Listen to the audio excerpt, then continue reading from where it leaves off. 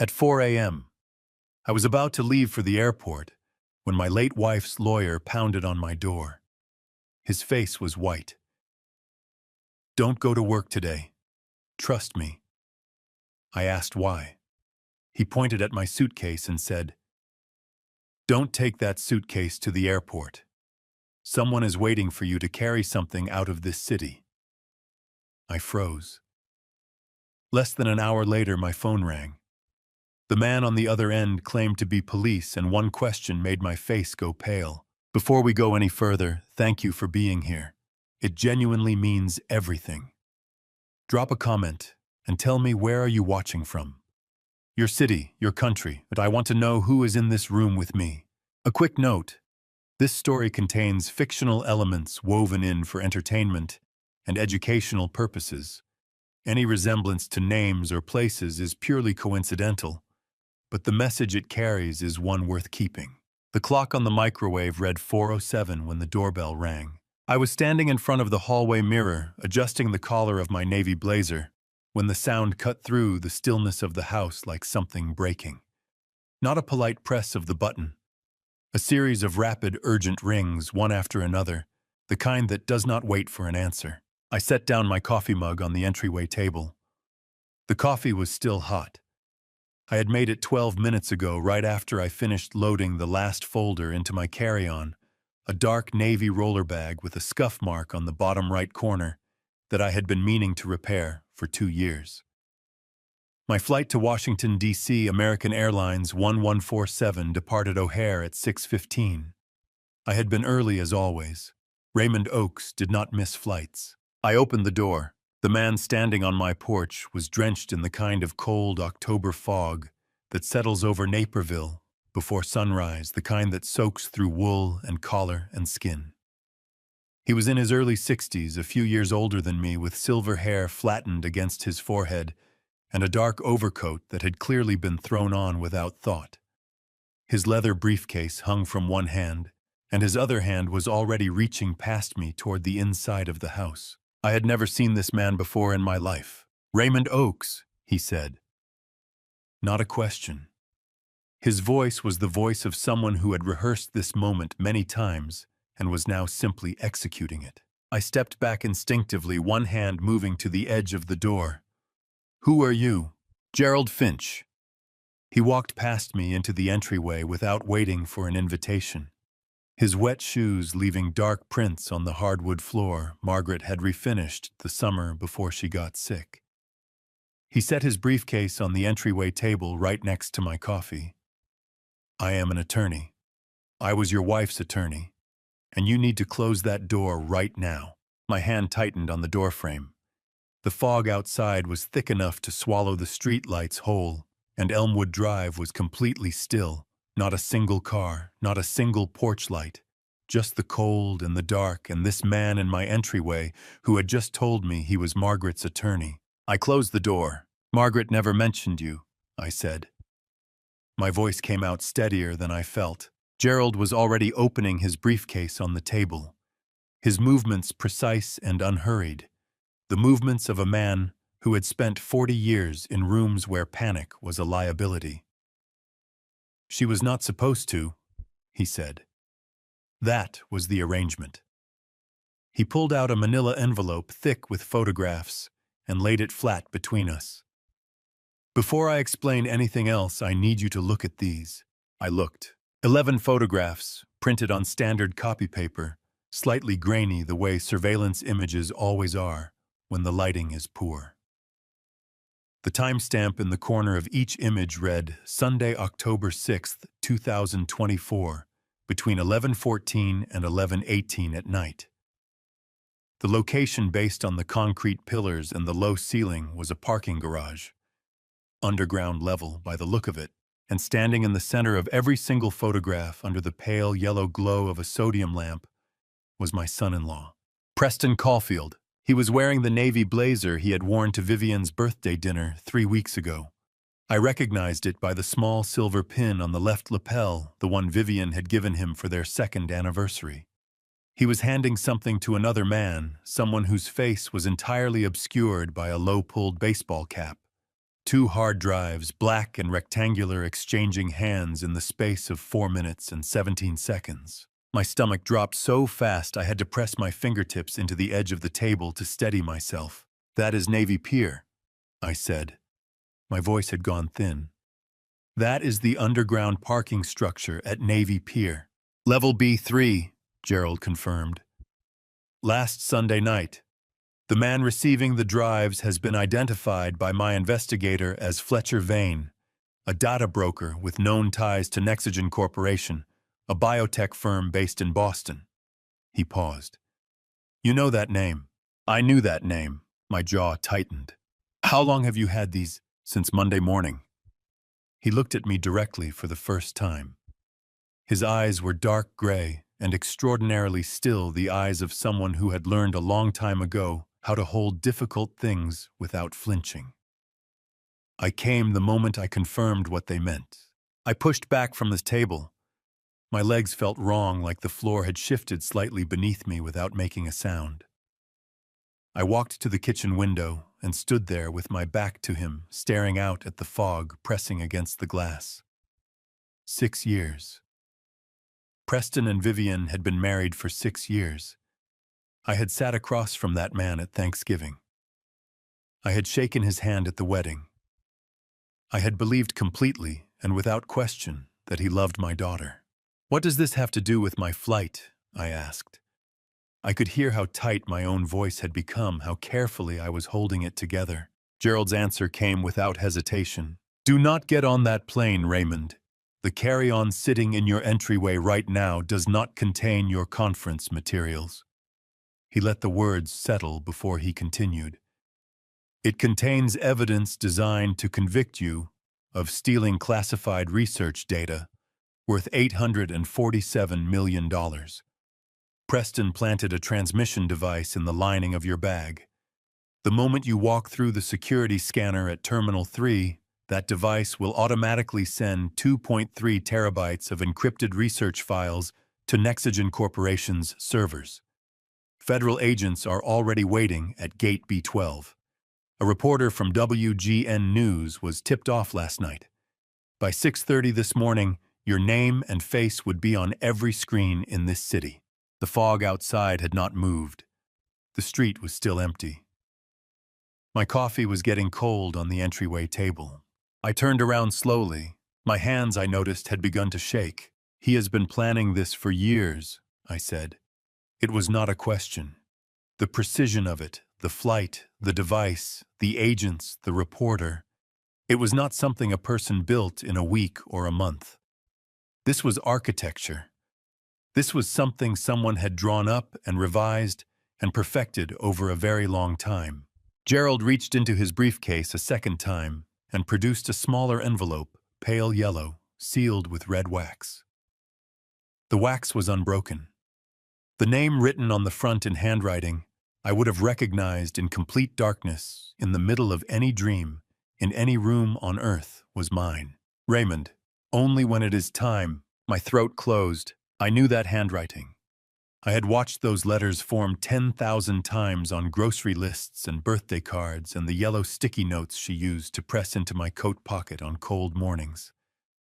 On the last letter she ever wrote me, folded on the nightstand in the hospital room, where I held her hand until she stopped breathing. "Margaret." Gerald's voice came from somewhere far away. "She gave that to me back in 2004, when she first understood the threat was real. She told me to deliver it only if someone came looking for the research." He paused. "Someone has." The envelope felt lighter than I expected. I do not know what I had imagined, 20 years of waiting, sealed into paper and wax, but I had expected weight. Instead, it sat in my palm like an ordinary thing, like a birthday card or a utility bill, and that ordinariness made something in my chest pull tight in a way I could not immediately name. I set it down on the kitchen table, not because I did not want to open it, because I was not ready and I needed 30 more seconds to be a person who could do this without his hands shaking worse than they already were. "Walk me through it," I said to Gerald. "The device, how does it work?" Gerald pulled out the chair across from me and sat down, placing his briefcase flat on his knees. Up close in the kitchen light, I could see how tired he was. The lines around his eyes were deep, and there was a tightness at the corners of his mouth that told me he had not slept. He had driven here in the fog at 4 in the morning, and whatever he had been carrying toward this moment, he had been carrying it for a long time. Preston had access to your bag, Gerald said. Based on what my investigator found, the most likely opportunity was 3 weeks ago, the evening you left your carry-on in the front hallway when you came to dinner at their place. Vivian mentioned you forgot your reading glasses in the car and went back for them. That gave him roughly 4 minutes alone with the bag. 4 minutes. The same amount of time the photographs showed him standing in that parking garage with Fletcher Vane. My jaw tightened until I could feel it in my temples. The device itself, Gerald continued, is a micro-transmission unit about the size of a thick coin sewn into the interior lining near the bottom of the bag. It runs on a compressed battery with a 6-hour charge. It does not activate on its own. It activates in response to the specific electromagnetic frequency emitted by the security scanners at airport checkpoints. He paused to let that settle. The moment you carried that bag through the scanner at Terminal 3, it would have automatically broadcast 2.3 terabytes of encrypted research files to a receiving server registered to a shell company connected to Nexogen Corporation in Boston. I pressed my fingers flat against the kitchen table. The wood was cool and solid and real, and I needed something real right now. 2.3 terabytes, I said. That is the entire Oaks Initiative archive. Every file, every sample record, every result. Gerald's voice did not change in pitch or pace. He delivered terrible information, the way surgeons deliver diagnoses, with the steadiness of someone who understands that falling apart helps no one. Federal agents from the Chicago field office have been positioned at Gate B12 since midnight. They received an anonymous tip last Sunday evening, 48 hours after the Navy Pier exchange, accompanied by what appeared to be documentary evidence of your intent to transfer classified biological research data to a foreign-affiliated corporation. The word anonymous landed in my stomach like a stone. Preston filed the tip himself, I said. Through 3 intermediary contacts, yes. The paper trail is designed to be untraceable at first look. Gerald reached into his briefcase and withdrew a second document, a single sheet, and slid it across the table. He also filed this with the Cook County Circuit Court 4 days ago. I picked it up. The letterhead was from a law firm I did not recognize. The language was formal and precise, the kind of language that takes years to learn how to weaponize. It described Raymond Oaks, 60 years of age, retired research scientist, as exhibiting, and I read this 3 times before I believed it.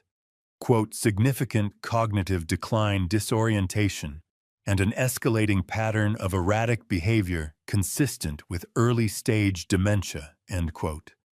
It requested a court-ordered psychological evaluation, and pending the outcome, the appointment of a legal guardian to manage his affairs and assets. My hands stopped shaking. They went completely still instead, which was somehow worse. He built a second trap, I said. My voice came out very quiet. In case I missed the flight. If you had somehow been alerted to the device and avoided the airport, this filing would have given him a legal mechanism to have you declared incompetent. With guardianship, he would have had full access to your financial accounts, your property, and any research materials still in your possession. Gerald folded his hands on top of his briefcase. He is thorough, Raymond. I want you to understand that before we go any further. This is not improvisation. He has been building this for years. A sound escaped my throat that was not quite a laugh and not quite a sob. Something in between, something I had no name for. I pushed back from the table and stood up, walking to the window again, because I needed to move, because staying still felt like drowning. Outside, Naperville was still dark. Elmwood Drive, the street where Vivian had learned to ride a bicycle, where Margaret had planted roses along the front walk every spring, where I had lived for 32 years, believing myself to be a man with a quiet and predictable life, sat wrapped in fog and silence. He was in our home, I said, at our dinner table. He held Vivian's hand when she cried at her mother's memorial last year. My throat tightened until the words came out rough and broken at the edges. He sat there and looked me in the eye, and I never once. I stopped, pressed my fist against the windowsill. Gerald did not rush me. He did not offer comfort. He simply waited, and in that waiting, there was a kind of respect that I found strangely easier to bear than sympathy would have been. "There is a reporter," Gerald said after a moment. "Blake Fontaine, WGN News, 23 years on air, known for breaking federal criminal cases. He received an anonymous press tip Sunday night and was told to position himself outside Terminal 3 at 5:30 this morning for, quote, a career-defining arrest. He does not know the details. He only knows that a scientist connected to stolen government research will be taken into custody. Blake Fontaine." I did not know the name, but I knew the type.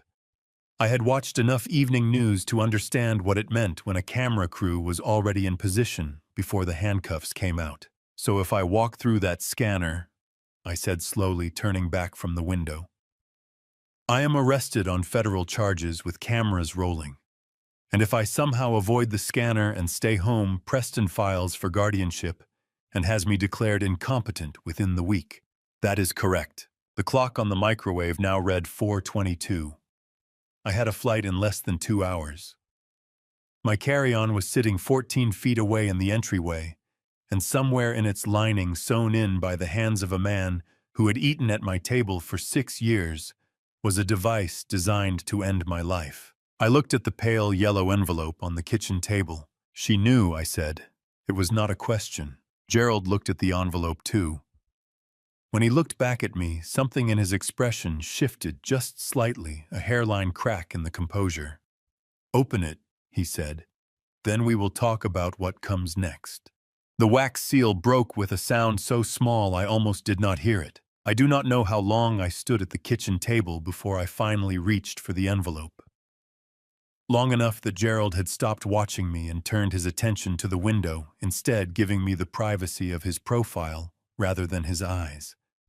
Long enough that the fog outside had shifted slightly, the first gray suggestion of pre-dawn beginning to thin the darkness at the edges of the sky. The paper inside was cream-colored thick, the kind Margaret had always preferred for letters she considered important.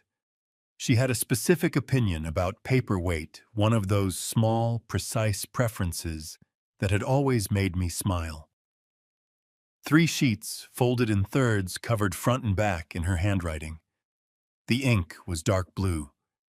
The date at the top read November 14th, 2004, 4 months before she died. My knees went soft beneath me. I pulled out the kitchen chair and sat down heavily, both hands flat on the table on either side of the letter, not yet touching the words themselves. I had not heard her voice in 20 years. Not really, not in any way that felt like her, and now here she was, in 3 sheets of cream paper, speaking from a November morning, 2 decades gone, and my chest hurt, in a way that had nothing to do with fear, and everything to do with the particular agony of being loved by someone you can no longer reach. I started reading. She opened without preamble, the way she always wrote, no greeting, no softening, just the thing itself. "Raymond, if Gerald has brought you this letter, then what I feared has moved from possibility into fact. Someone is coming for the research. I need you to listen to everything I am about to tell you, and I need you to believe it, even though I know how you think, and I know your first instinct will be to find a rational explanation that does not require trusting information you cannot independently verify. Fight that instinct, please." I closed my eyes for a moment. 20 years, and she still knew exactly how my mind worked. In September of 2002, I attended the annual Biomedical Research Symposium at the Marriott on Michigan Avenue. You were in Seattle that week for the Northwestern Conference. A young man introduced himself to me at the reception on the second evening. His name was Preston Caulfield. He could not have been more than 16, dressed far too well for his age, and he knew things no teenager should have known. He knew your name. He knew the name of the project. He knew that Vivian had been sick in 2000 and that she had recovered in ways the hospital records could not fully explain. My breath left my body in one long, unsteady exhale. I kept reading. I did not let him know that I understood the significance of what he was telling me. I smiled and said very little and shook his hand at the end of the evening. Then I spent the next 2 years finding out exactly who he was. I found out that his doctoral fellowship at Johns Hopkins was funded through a private research endowment with no public record of its donors. I found out that the endowment was connected through 4 layers of corporate structure to a biotech firm in Boston called Nexogen Corporation. I found out that Preston Caulfield did not stumble into our orbit by accident. He was directed toward us. He was built for this specific purpose, Raymond, and that purpose is our daughter. My hand came up and pressed hard against my mouth. Not to stop words. There were no words. Just the pressure of it, the physical need to hold something in. Gerald from across the kitchen said nothing. He had heard the change in my breathing. He did not move. I have not told you any of this because I did not yet have enough to take to anyone who could act on it. What I have is inference and pattern, not proof. By the time I have proof, I suspect I will no longer be well enough to fight. So I am leaving what I know to Gerald, and I am trusting Gerald to know when the moment has come. There is one more thing, and this is the most important part of this letter. I paused on that line, took a breath, kept reading. The data in the Shawnee archive is not what anyone searching for it believes it to be. 3 years ago, I asked Elaine Corby for help. I told her everything. Elaine redesigned the archive's authentication system so that any attempt to copy the files without your specific decryption key will return a complete and convincing set of fabricated data. The copy will look real for approximately 72 hours before the internal verification protocols collapse and the forgery becomes apparent. Anyone who walks away with what they think is the archive will have nothing of value. Only you can unlock what is real. I set the letter down on the table. My hands were shaking again badly this time, badly enough that the paper trembled visibly between my fingers before I laid it flat. The kitchen felt very bright suddenly. The overhead light too sharp, the edges of everything too defined the way the world looks sometimes when the mind is trying to process something too large for the moment. Margaret had done this. Sick, exhausted in the middle of chemotherapy that was taking more from her each week than it was giving back, she had reached out to Elaine. Corby engineered a protection system for data she had never been supposed to know about, sealed the evidence in an envelope, handed it to a lawyer she had hired without telling me, and trusted that the chain of custody she had built would hold for however many years it needed to hold, all without saying a single word to me. She did not tell me, I said. My voice cracked on the last word, split cleanly down the middle. She was dying, and she was doing all of this, and she did not tell me. Gerald turned from the window. When he spoke, his voice was quieter than it had been all morning. She said you would not have let her carry it alone if you had known. She said you would have tried to fix it yourself, and that the fixing would have made it worse. He paused. She said the only way to protect you both was to let you believe you were protecting her. The sob came up without warning. Not a quiet thing. It tore out of my chest like something that had been locked in a very small space for a very long time, and I turned my face away from Gerald, because some grief is not meant to be witnessed, and some things a man needs to feel without an audience. When I finally lifted my head, my eyes were burning, and my throat felt scraped raw, and the kitchen clock read 4:41. There were still 2 more sheets of the letter I had not read. At the bottom of the second page, in slightly smaller handwriting, as though she had run low on space and was trying to fit everything. And Margaret had written one final line that I read 4 times before I could speak again. The research in that archive is not just data, Raymond. It is proof that Vivian is extraordinary, not because of what was done to her, but because of who she already was. They will try to make her into a resource. You and I both know she is a person. Do not let them forget that. And do not let yourself forget it either. I folded the letter carefully along its original creases and held it in both hands. There is a place in Shawnee, I said.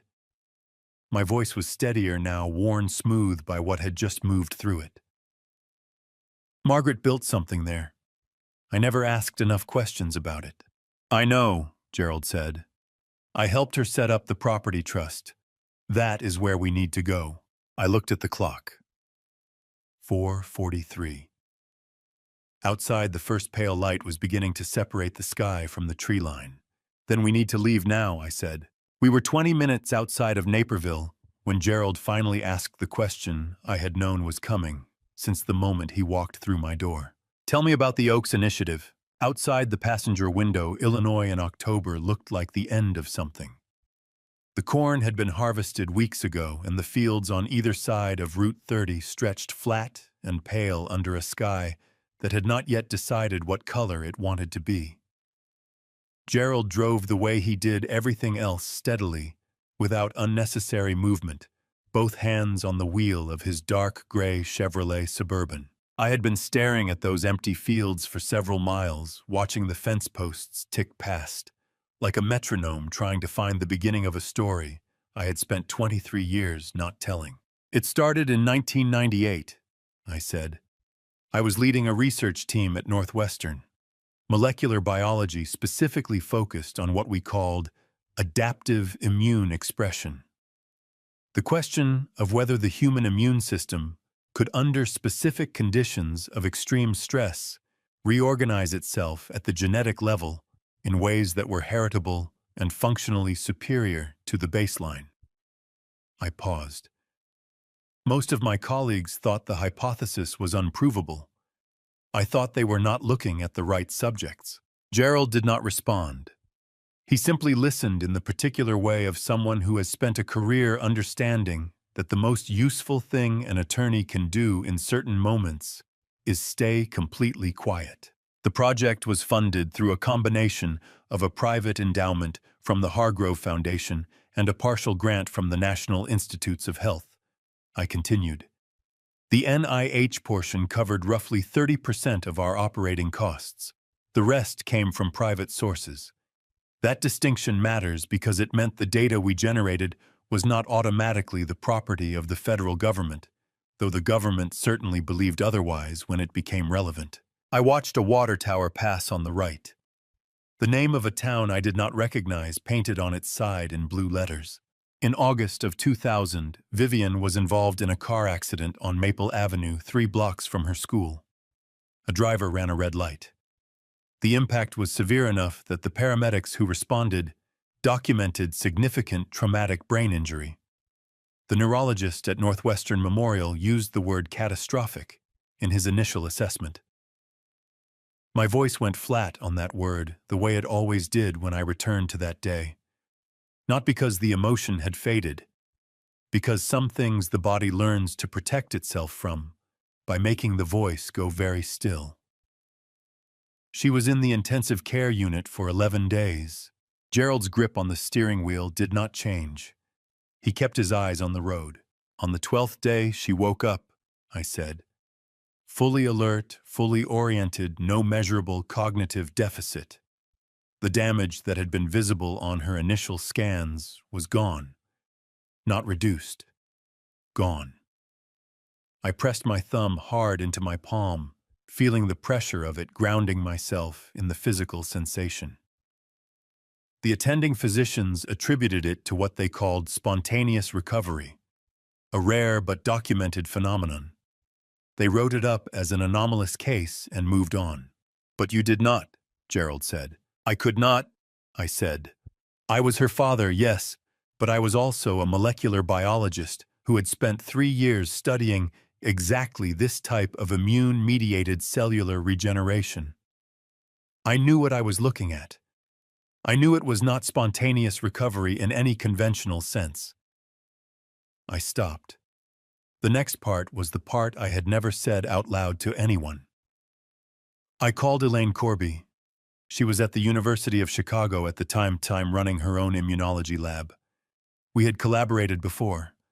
I trusted her completely. The fields outside had given way to a small cluster of houses, a gas station, a grain elevator. Gerald slowed for a stop sign and then accelerated back onto the empty road. I asked Elaine to come to the hospital under the pretext of a consult, I said.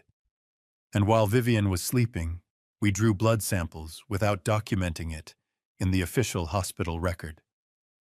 The words tasted exactly as bad coming out as they deserved to. Vivian did not know. Margaret did not know. I told myself I was protecting my daughter by understanding what had happened to her, that the knowledge would help me keep her safe. I felt the heat rise in my face, the particular shame of a justification that has worn thin from years of examination. It was wrong. I knew it was wrong when I did it. I have known it every day since. Gerald said nothing to that. Not absolution, not condemnation. He simply let it be what it was. The results confirmed what I suspected, I said. Vivian's immune system had restructured at the epigenetic level.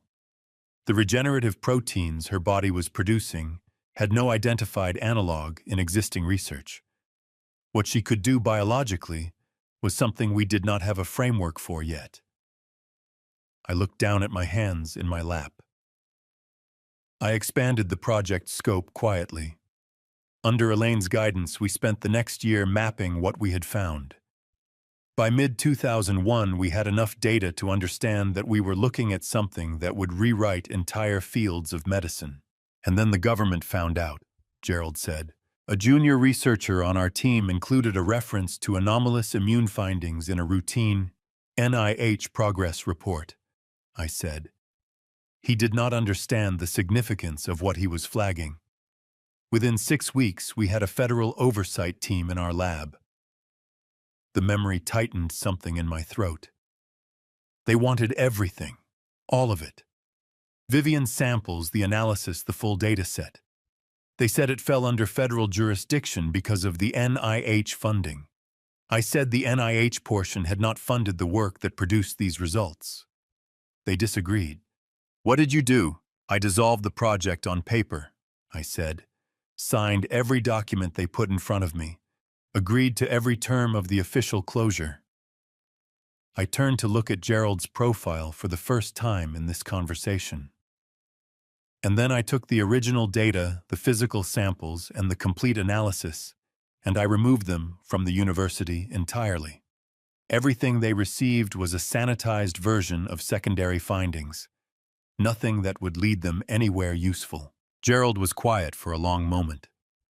The road ahead was empty and straight, cutting through the flat October landscape toward a horizon that seemed to recede no matter how far we drove. You hid it in Shawnee, he said. Margaret hid it in Shawnee, I corrected. I told her I needed a place to store research materials that could not be associated with the university. She found the property, set up the trust, arranged everything. I felt the familiar weight of that settle back onto my shoulders, heavy and specific. I thought she was doing me a favor. I did not understand that she already knew why it truly needed to be hidden. Gerald took the on-ramp for Interstate 57 heading south without consulting a map or a phone. He had driven this route before. How much further, I asked. 3 hours, give or take, he said. We will be there before 9. I turned back to the window. The sky had made its decision and gone gray, the flat, colorless gray of an Illinois morning that had not made up its mind about rain. Somewhere behind us, Blake Fontaine was standing in front of Terminal 3 at O'Hare with a camera crew waiting for an arrest that was not going to happen. And somewhere ahead of us, in a forest in the southern part of this state, my wife had built something I had never fully understood. I was starting to. The highway was empty at that hour.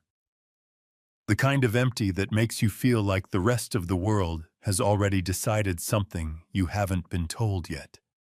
Gerald drove. I sat in the passenger seat with my hands flat on my thighs, watching the orange glow of suburban streetlights blur past the window and gradually give way to the flat black of open farmland. Neither of us spoke for the first several miles. There was nothing left to say about Margaret's letter, not yet. Some things need to settle before you can talk about them the way they deserve. It was Gerald who finally broke it somewhere past the interchange at Interstate 55, the engine humming low beneath us. She wrote it in November of 2004, he said. She called me 2 days before, asked if I still had the sealed envelope from 2 years prior. I told her I did. She said, "Good. Add this one inside. Same instructions." I turned to look at him. In the pale dashboard light, his face was lined and tired, but steady in the way that older men who have carried difficult things for a long time learn to be steady. "She never told you what was in it," I said. "No, and I didn't ask." He exhaled slowly. That was the agreement. I looked back at the road. The agreement. Margaret had spent years constructing a system of careful silences. What to tell me, what to tell Gerald, what to tell no one. She had understood something about Preston Caulfield long before I was willing to see it. Long before Vivian married him in the spring of 2016, Margaret had already begun preparing for the possibility that he would one day become dangerous. The thought sat in my chest like a stone. My phone buzzed on the center console. I reached for it without thinking. The screen showed a missed call from 40 minutes ago, Vivian. No voicemail. My hand tightened around the phone. "She called," I said. Gerald glanced at the screen. "Don't call back. Not yet." "Gerald, if Preston is monitoring her phone, a return call from you at 5 in the morning confirms you didn't board that flight." His voice was firm, not unkind. "Give it another hour. Once we're past Springfield, the cell towers are different, harder to triangulate." I hated that he was right. I set the phone face down and pressed 2 fingers to my temple, pushing back the beginning of a headache that had been threatening since Gerald knocked on my door. Vivienne. 34 years old, living in a Streeterville high-rise with a man who had been using her medical history as a financial instrument. The image of her face came to me the way it always did in difficult moments. Not as she was now, but as she had been at 10 years old, in the hospital bed, her small hands wrapped around the guardrail, asking me when she could go home. She had been so calm. That was what undid me most, even then. Her extraordinary calm. I had told myself it was her nature, her mother's gift to her. I had never let myself consider that it might be something more. Gerald's phone rang through the car speakers. The screen read Nora. He answered immediately. "I'm driving." "I know." Nora Finch's voice was low and careful. Gerald's wife of 31 years, a woman who had long ago learned that her husband's late-night calls meant something real was happening. The news ran a segment 20 minutes ago. Federal investigation into a biotech company called Nexogen Corporation, headquartered in Boston. They're calling it a potential securities fraud case. Gerald and I exchanged a look. "Securities fraud," he said slowly. "That's what they're calling it publicly," Nora said. But the reporter, a man named Blake Fontaine from WGN, he mentioned a Chicago connection. Said a source inside the FBI field office confirmed an Illinois resident is a person of interest. My stomach dropped 4 floors. "They're already moving the narrative," Gerald said, almost to himself. "Gerald," Nora's voice tightened. "Be careful, both of you." "We will." He ended the call. The silence that followed was a different kind of silence from before. This one had edges. "Person of interest," I said. "Preston's legal team filed the guardianship petition sometime in the last 12 hours, Gerald said. "If they also fed a tip to a federal contact, then by the time I land in Boston, there's already a story waiting for me." I pressed my hand flat against the window glass. It was cold. "He's been building this for months." "Longer," Gerald said. The guardianship documents reference medical evaluations going back to spring of this year. 6 months of groundwork, Raymond. He was thorough. 6 months.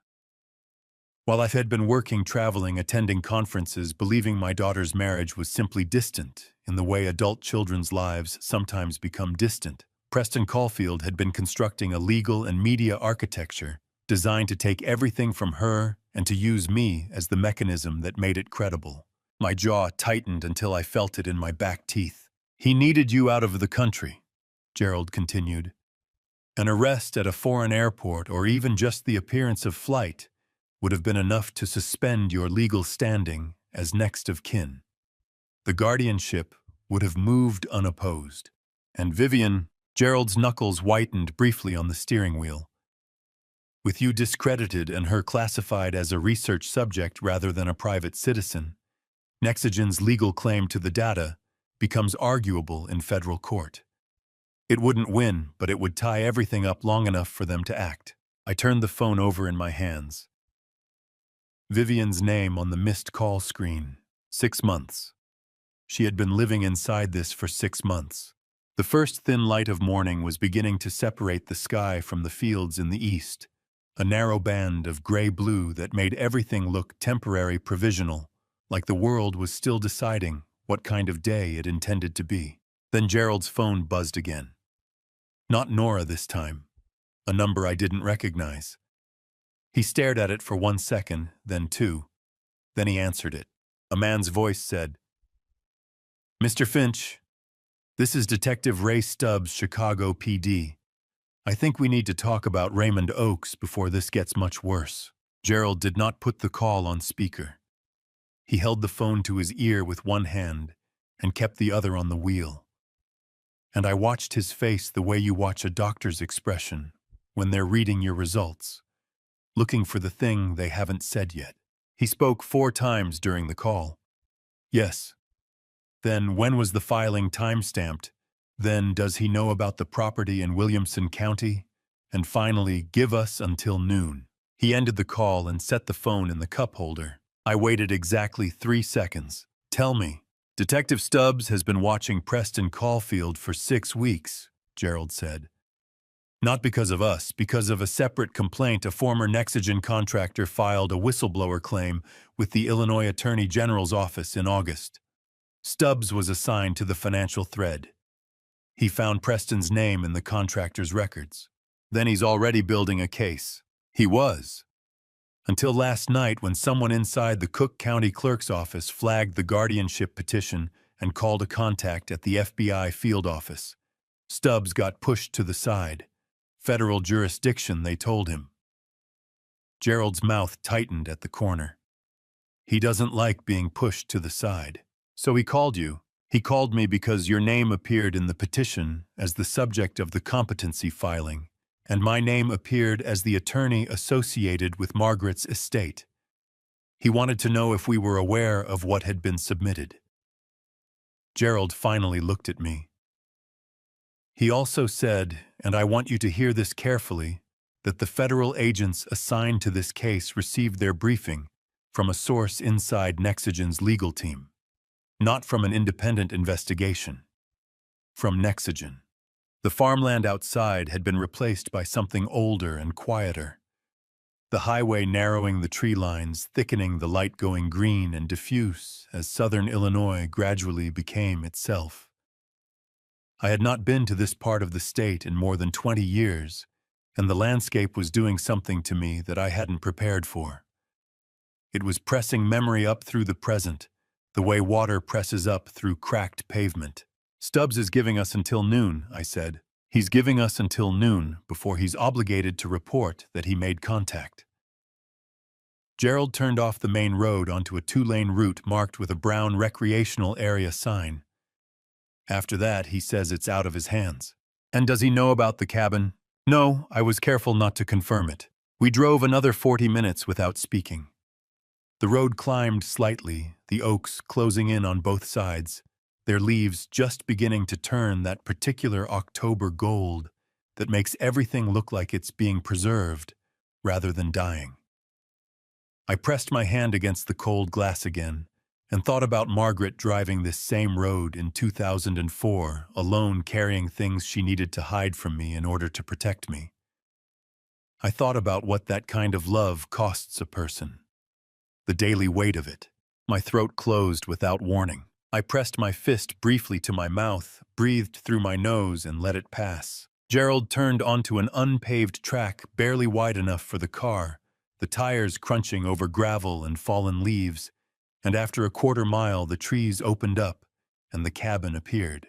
It was smaller than I remembered, low and dark-timbered, set back against a limestone shelf, with a rusted weather vane on the roof that had frozen pointing southwest sometime in the last 2 decades.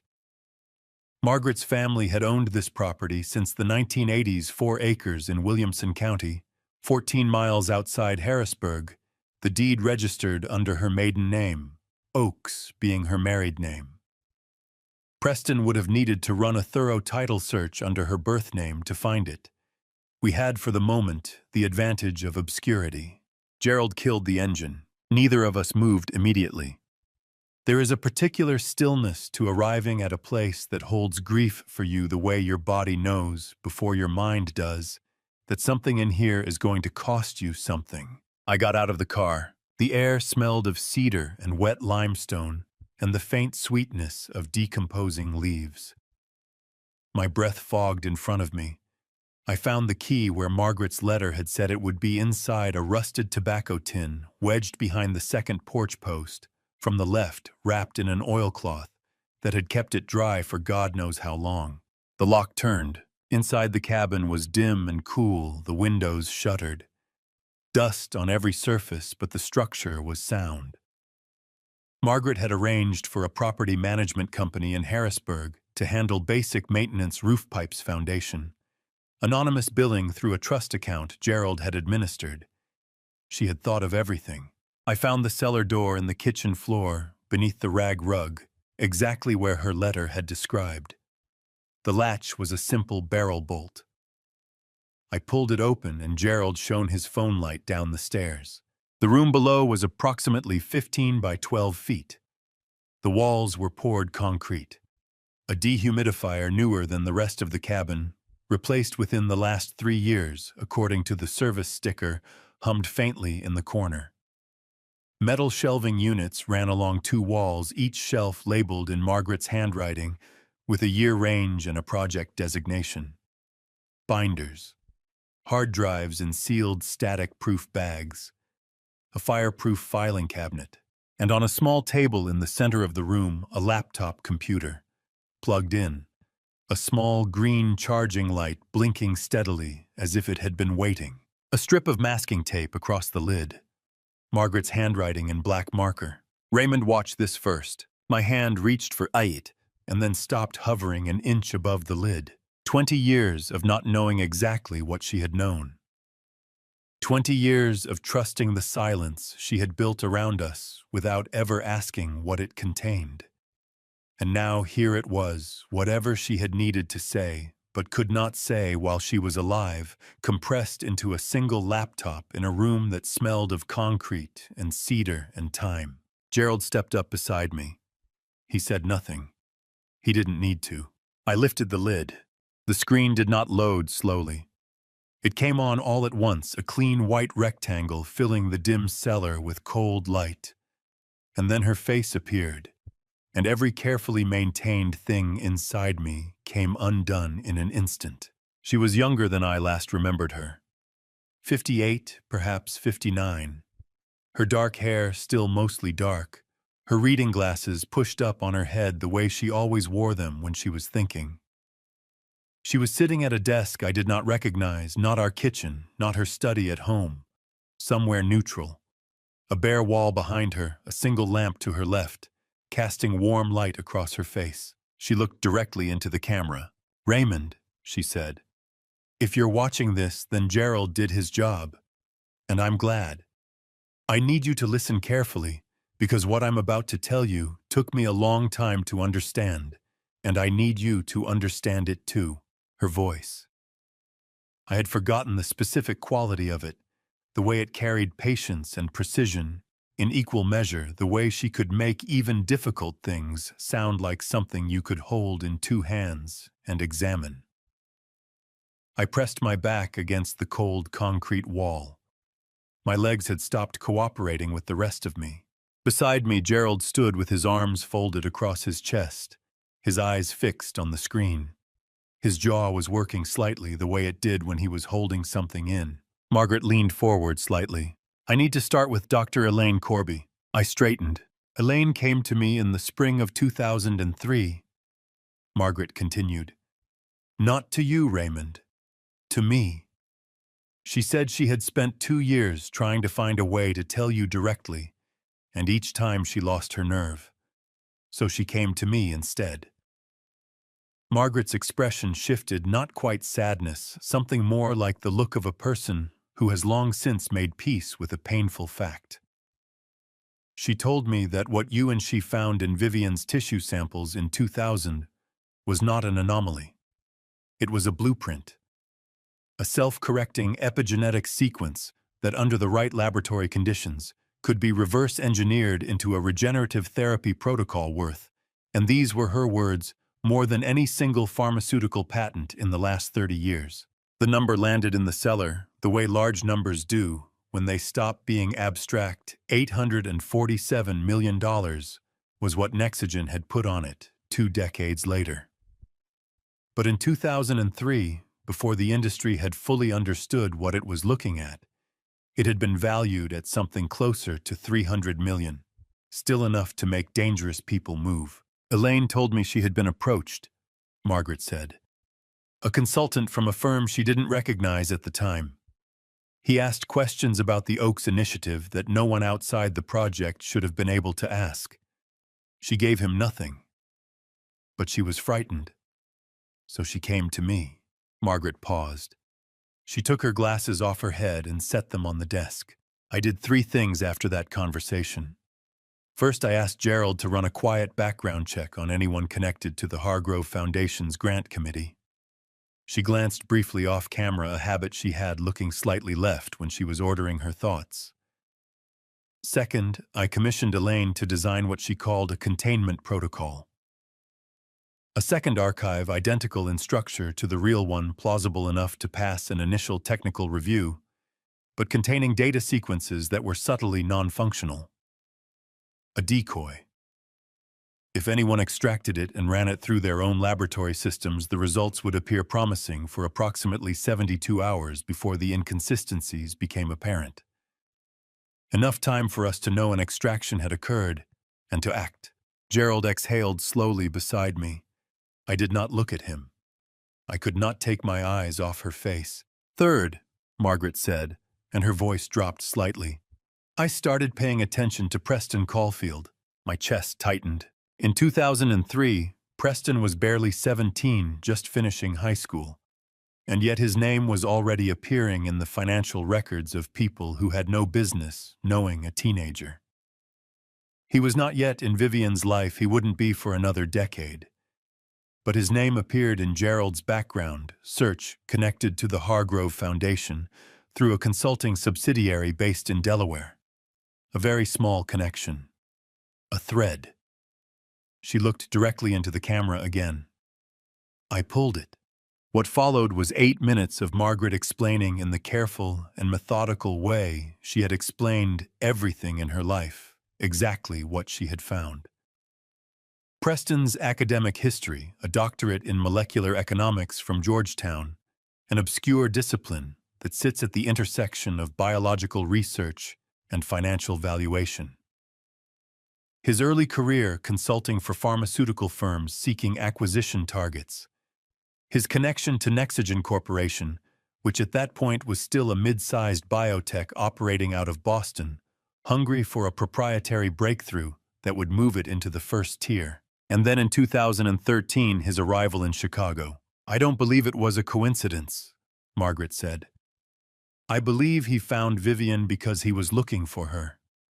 Because somewhere in the records he had accessed, and I don't know how he accessed them, but someone with resources finds a way. Her name was connected to the Oaks initiative. Her hands were flat on the desk, now very still. He is patient, Raymond. That is the thing you need to understand about him. He is extraordinarily patient, and he has been building toward this for a very long time. The video ran another 2 minutes. Margaret describing the location of the decoy server, the activation sequence, a secondary hard drive she had labeled with a red mark on the shelf behind me. Then she looked into the camera one final time. "I love you," she said simply. "Take care of our girl." The screen went dark. The cellar was very quiet. The dehumidifier hummed. Somewhere above us, a branch scraped the cabin roof in the October wind. I could not speak. My eyes burned in a way I had not felt in years, a deep, pressing heat that built behind my face until I had to drop my chin to my chest and breathe through it. Gerald put one hand briefly on my shoulder, one hand just for a moment, and then he took it away. When I finally looked up, he was staring at the dark screen with an expression I had never seen on him before. Something between guilt and grief. "There's something I didn't tell you," he said. "About the background check. About what I found, and what I chose not to report." I did not give him time to arrange his words. "How long?" I said. Gerald turned from the dark screen. His hands dropped to his sides. He did not reach for composure the way most people do when they are caught. He simply stood there and let the weight of it settle on him, and somehow that was worse than any excuse would have been. "I found the Delaware subsidiary in 2003, he said. "When Margaret asked me to run the background check on the Hargrove Foundation's grant committee, Preston's name appeared in the corporate filing as a junior consultant. He was barely 17 at the time, which was precisely what made it so difficult to treat as an actionable threat. The connection to Nexigen wasn't direct. It was two entities removed a layered structure. I flagged it in my notes." He stopped. "I didn't put it in my report to Margaret." The room felt smaller than it had 60 seconds ago. "You didn't tell her," I said. "I told her there was a peripheral connection to the foundation, and that I would continue monitoring. I did not tell her the name." His voice was even, flat in the way that voices go flat when a person has rehearsed a confession so many times in their own head that the emotion has been worn smooth. Margaret accepted that. She trusted my professional judgment. I crossed the cellar in 4 steps. Not toward him, there was nowhere to go. The room was too small, just moving, because standing still was no longer something my body could manage. My hands were open at my sides, which was the only thing keeping them from becoming fists. "She spent years investigating Preston herself," I said. "Everything she described in that video, pulling the thread, tracing his career, watching him move toward Chicago. She did all of that without the one piece of information that would have let her act earlier. Because you held it back." Gerald did not flinch. "Yes." "Why?" The single syllable sat in the air between us. Gerald looked at it for a moment before he answered. "Because Margaret specifically instructed me not to act on anything related to the Oaks Initiative without her direct authorization," he said. "And because at the time a teenager with a two-entity removed connection to a foundation was not in my professional judgment an actionable threat. He was a data point. I chose to hold it until I had more." He paused. "And then more never came cleanly, and the years moved. And by 2013, when he arrived in Chicago and I ran his background again and found everything Margaret had already found independently." "He paid you," I said. Gerald went very still. I had not known I was going to say it until it came out of my mouth. But something in his hesitation had pointed me there, the slight tightening around his eyes, the way his breath had shifted, and I had followed it the way you follow a sound in a dark room. "How much?" I said, a long pause. "Then $180,000 over the course of 2014. Corporate consultation, a restructuring matter for a holding company he was managing. Entirely legal work.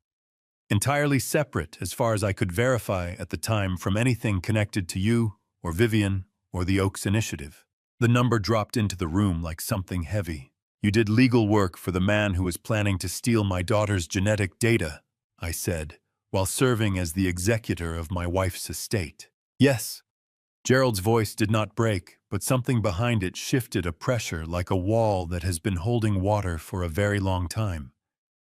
And I have had to live with that every day since I understood what he was. The work was finished before I made the connection. By the time I put the full picture together in 2015, the fees had been paid, the matter was closed, and Preston was already established in Vivian's life. "You could have told me." Margaret asked me not to act without her authorization. He met my eyes. She was still alive in 2015, Raymond. I went to her. I told her everything: the fee, the corporate work, the conflict. She heard it all. She told me to document it, keep it sealed, and say nothing to you until it became necessary. His voice tightened slightly. "She said you would try to end Vivian's relationship with Preston immediately, without enough evidence to do it cleanly, and that would only drive him underground and make him more dangerous." I stood very still. She had been right. That was the thing I could not argue with, standing in this concrete room, with the smell of cedar and time pressing in from every direction. Margaret had been right. If she had told me in 2015, I would have gone to Vivian that same week, without enough proof to be believed, and Preston would have had years to reposition himself. My anger did not disappear, but it moved, shifted from Gerald to something larger and more diffuse, something that had no single face to direct itself toward. "The 180,000, I said finally. "Do you still have records of it? Every invoice, every transfer, documented and sealed in my office safe." He straightened slightly. "It demonstrates a financial relationship between Preston and the attorney managing Margaret's estate. In the context of the guardianship petition, that is evidence of coordinated fraud. It works against him, not against me." I rubbed the back of my neck. The headache had returned, sitting low behind my eyes like something that intended to stay. "Stubbs needs to know about this," I said. "I know. And the FBI, I know, Raymond." Something in Gerald's voice finally cracked just slightly at the edges. "I know." I turned toward the stairs. That was when we heard it. 3 knocks on the cellar door above us. Slow, deliberate. 1, then a pause, then 2 more, a rhythm that was unmistakably intentional, not the random settling of an old cabin. Gerald and I both looked up at the same moment. Then a voice came through the wood, young and clear and completely familiar. The voice of the person I had been terrified to call since 5 in the morning. "Dad." A breath. "It's me, don't be afraid. We are right in the middle of this now. And I promise you, what comes through that cabin door next will change everything you thought you understood about this family story. But before I go any further, type 'still here' in the comments so I know you are with me. Every single comment means the world." A gentle reminder. This story contains some fictional elements built for entertainment and meaningful reflection. If that is not something you wish to continue with, this is a perfectly good place to step away and find something that suits you better. I took the stairs faster than my knees had any right to allow. The cellar door swung open before I reached the top step, and the gray October light came flooding down, and Vivian was standing in the kitchen doorway with her coat still on and her hair pulled back, and an expression on her face that I had last seen on her mother. That particular combination of relief and resolve that looks almost like calm until you get close enough to see what it is actually costing. I crossed the kitchen in 3 steps and pulled her into my arms without a word. She made a sound against my shoulder. Not quite a sob, something smaller and more compressed, as though she had been holding it at a specific pressure for a very long time, and my arms had changed the conditions just enough to let a fraction of it out. Her hands gripped the back of my jacket. I could feel her shaking just slightly, in the way that people shake when they have stopped shaking deliberately and finally allowed their body to tell the truth. I pressed my hand to the back of her head.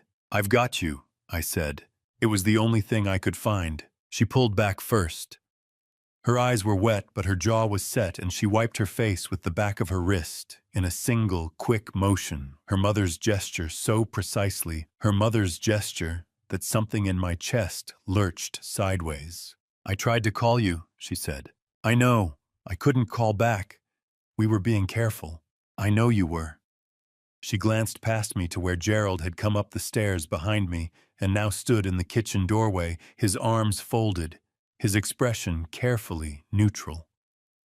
Something passed between them, not warmth exactly, but the look of two people who have been in careful contact with each other without my knowledge.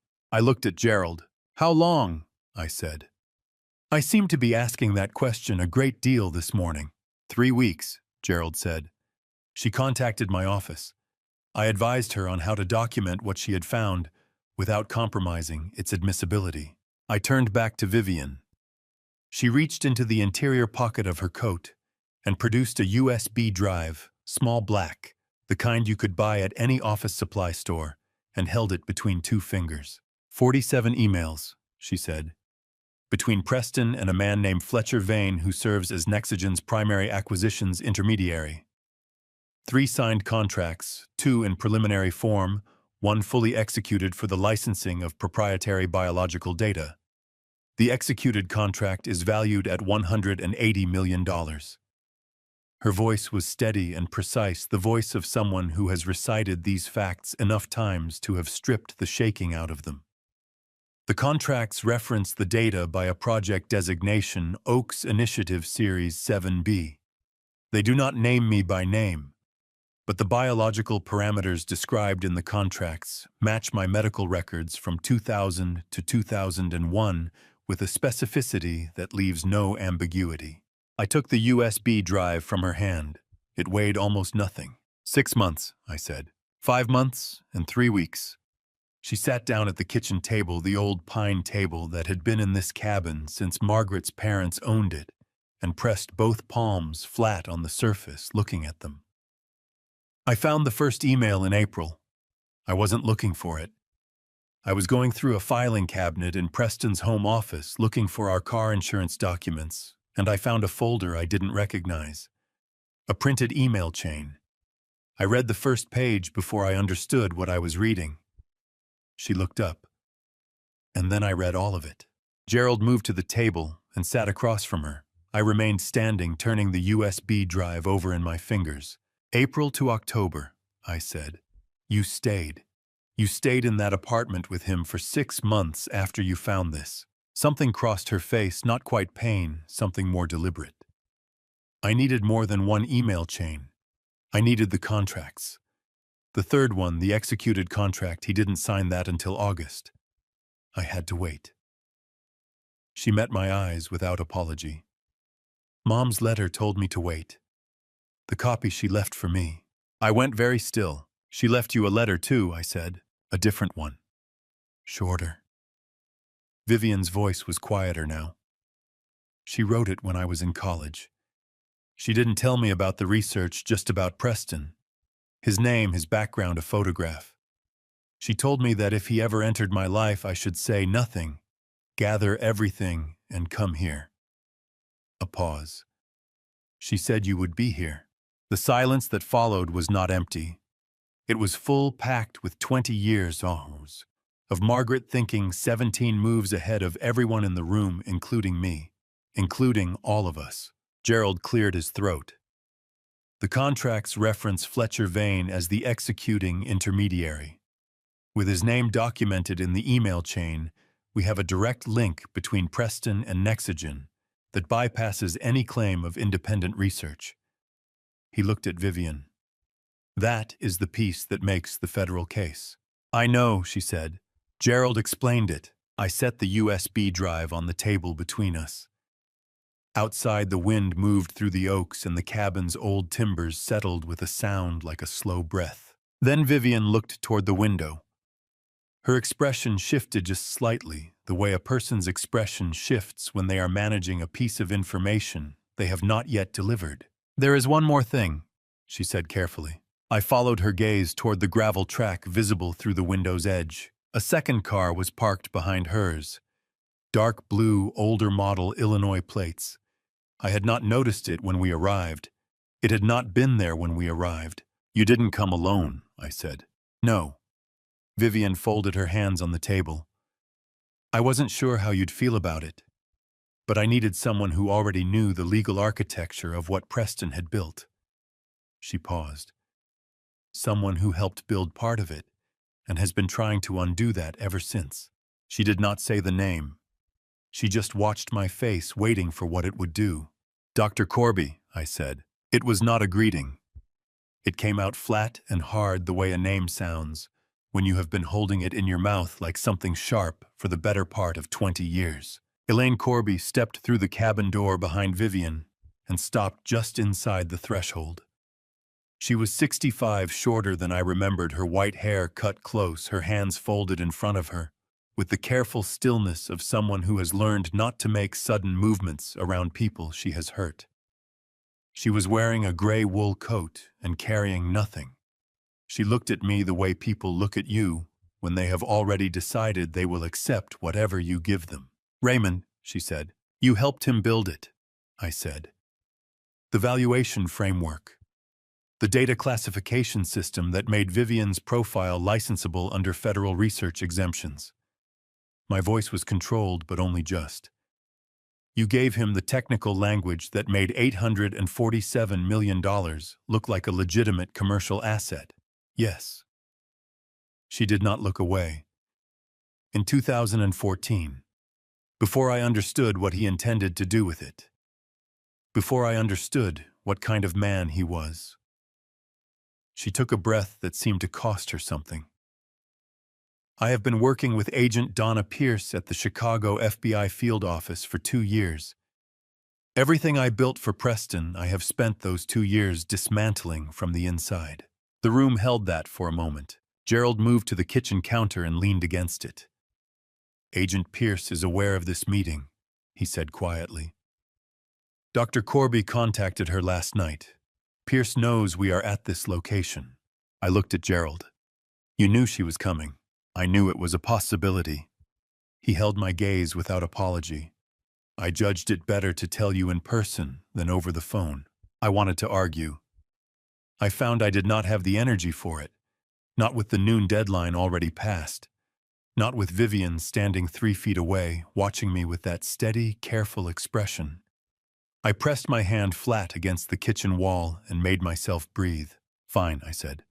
Then tell me what you know. Dr. Corby opened her mouth to answer. That was when we heard the tires on the gravel. All 4 of us went still at exactly the same moment, that particular collective stillness that happens when a group of people hears a sound and arrives at the same conclusion simultaneously. Gerald pushed off the counter. Vivian turned toward the window. I moved to stand beside her. A single black SUV was moving slowly up the gravel track, crushing leaves under its tires, stopping 20 feet from the cabin's front steps. He found it, Gerald said. The easement, Dr. Corby said, her voice dropping. The 2014 restructuring documents referenced a Williamson County property under the name Oaks Hargrove. I told him it was a legacy land holding with no current relevance. He must have kept the reference. The SUV's engine cut off. A door opened. Gerald straightened and reached into his jacket pocket. He produced a small rectangular device, a digital audio recorder, the kind used in legal depositions, and set it on the kitchen table without ceremony. He looked around the room. Illinois one-party consent, he said. I am a party to this conversation. The recording is lawful. Everything said in this room from this moment forward is on the record. He looked at each of us in turn. Say nothing you would not say in a deposition, and let him talk. Preston Caulfield walked through the cabin door like a man arriving at a meeting he had scheduled himself. He was 38, tall, with the kind of controlled physical presence that comes from years of understanding exactly how much space to take up in a room. He wore a dark jacket over a collared shirt, no tie, and he carried nothing, no briefcase, no folder, no visible phone. He took in the room in one slow scan, Gerald at the counter, Dr. Corby near the door, me by the window, Then his eyes found Vivian. He stopped. Something moved across his face, something I might have mistaken for tenderness if I had not spent this morning learning exactly what he was. "Vivian," he said. She looked back at him. Her arms were at her sides. Her chin was level. She did not move toward him or away from him, and her face held an expression I had never seen on her before, a complete, deliberate neutrality, like a surface that has decided to reflect nothing. "Preston," she said.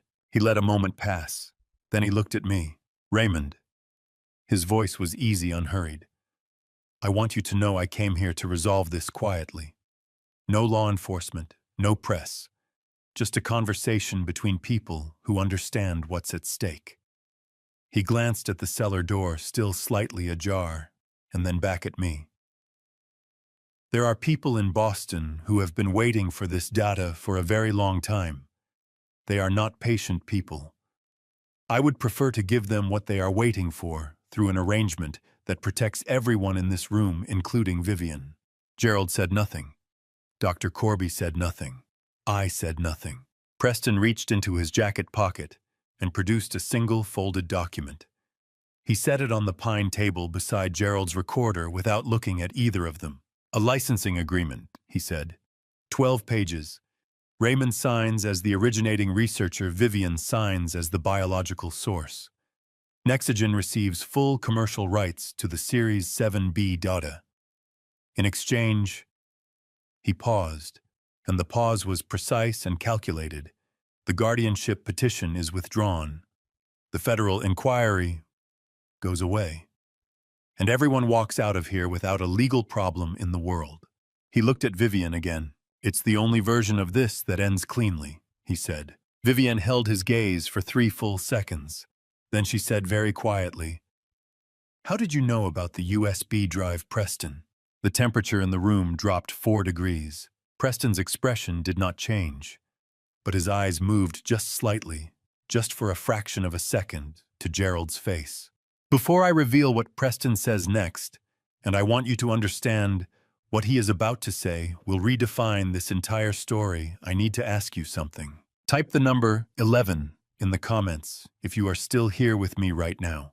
Because what comes next in this Grandpa Stories chapter is the moment everything breaks open. One quick note: portions of this story include fictional elements crafted for education and reflection. If you would prefer to stop here, there is no judgment. Choose what is right for you."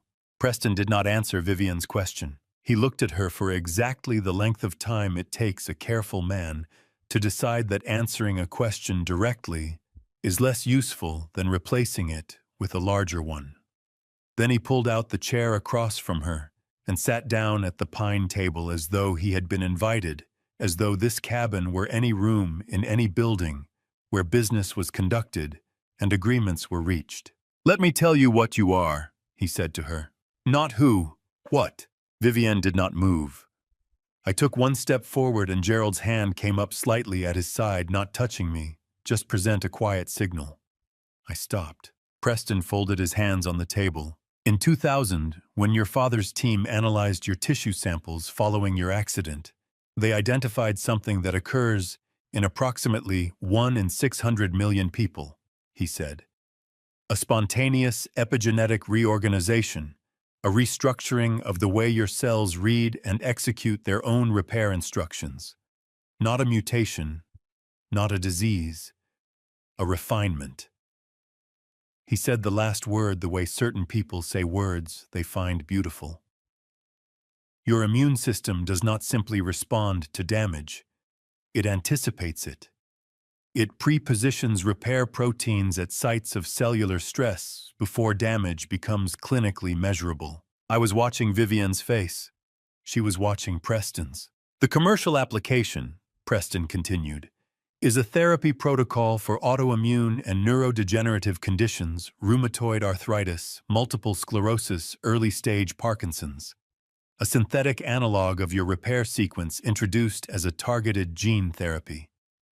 Nexogen has been developing the delivery mechanism for 6 years. The only thing missing is the original data set, the complete epigenetic map that your father recorded and your mother hid." He looked at me then. That is what is in this room. That is what is on that server downstairs. And that is what is worth $847 million in current pharmaceutical market valuation. The kitchen was very quiet. You don't need me, Vivian said. You need the data. Correct. You are not the product, Vivian. You never were. Something in his voice almost softened. You are the source document. Once we have a complete verified copy of the data set, your involvement ends. The licensing agreement on this table gives you legal standing as the originating biological source, which means Nexogen owes you attribution liability protection and a share of the commercial proceeds. And my father.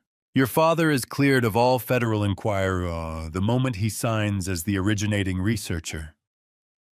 Preston's eyes moved to me. The guardianship petition is withdrawn. The WGN story goes away. You go back to Naperville and continue your life, and the work you began 24 years ago goes on to help millions of people. He let that sit. That is not a threat, Raymond.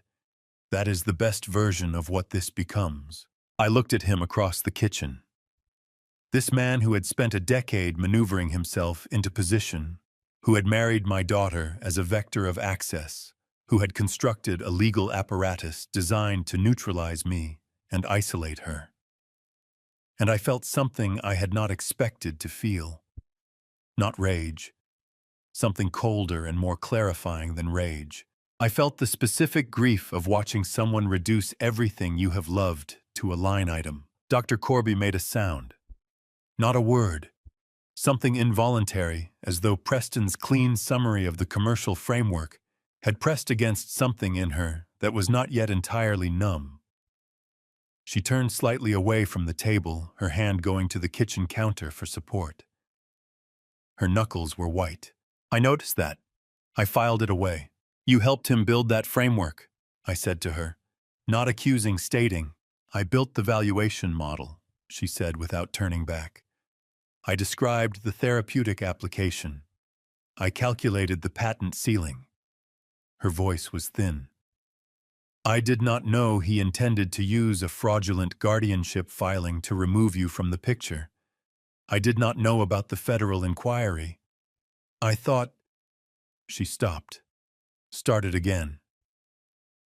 I thought it was going to be a negotiated licensing arrangement, approached directly, with consent.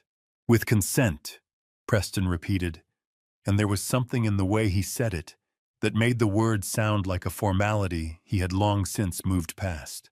Vivienne turned to look at me, and for the first time since she had walked through that cabin door, her expression changed.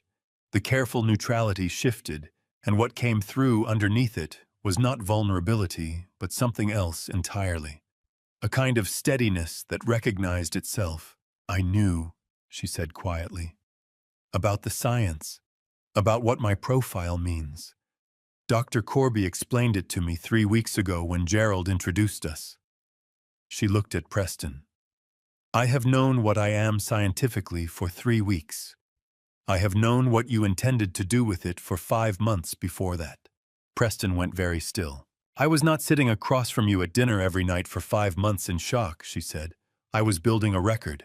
Something moved across Preston's face than the first thing I had seen on him all afternoon. That was not calculated. It was fast, and he controlled it quickly, but it was there, a crack in the surface, a fraction of a second, where the architecture showed through. He looked at Gerald, then at the recorder on the table. Gerald's recorder emitted a soft, clean tone. A single note, brief and digital, the kind of confirmation sound that well-designed equipment makes when a task completes automatically. Preston's eyes dropped to the device. Secure external server, Gerald said without inflection. Encrypted, time-stamped, transmitted the moment you walked through that door. Preston looked up from the recorder. The ease was gone from his face entirely now. What replaced it was something sharper and considerably less composed. He did not speak, but his hands still folded on the table, pressed together until the knuckles went pale. Preston unfolded his hands. He did it slowly, deliberately, the way a person does when they are reassembling themselves from the inside out, smoothing the surface back into place, one careful layer at a time. He looked at Gerald's recorder on the table, then at Gerald, and something behind his eyes made a decision I could see being made without being able to stop it. "You've transmitted a recording," he said, "to a server I cannot access, containing a conversation in which I presented a legal licensing agreement and invited a voluntary resolution." He spread his hands slightly. "That is not evidence of a crime, Gerald. That is evidence of a business negotiation." Gerald looked at him with the particular expression of a man who has been practicing law for 35 years and has heard every version of this argument. "The conversation also contains your acknowledgement of a federal inquiry you claim you can make disappear," he said.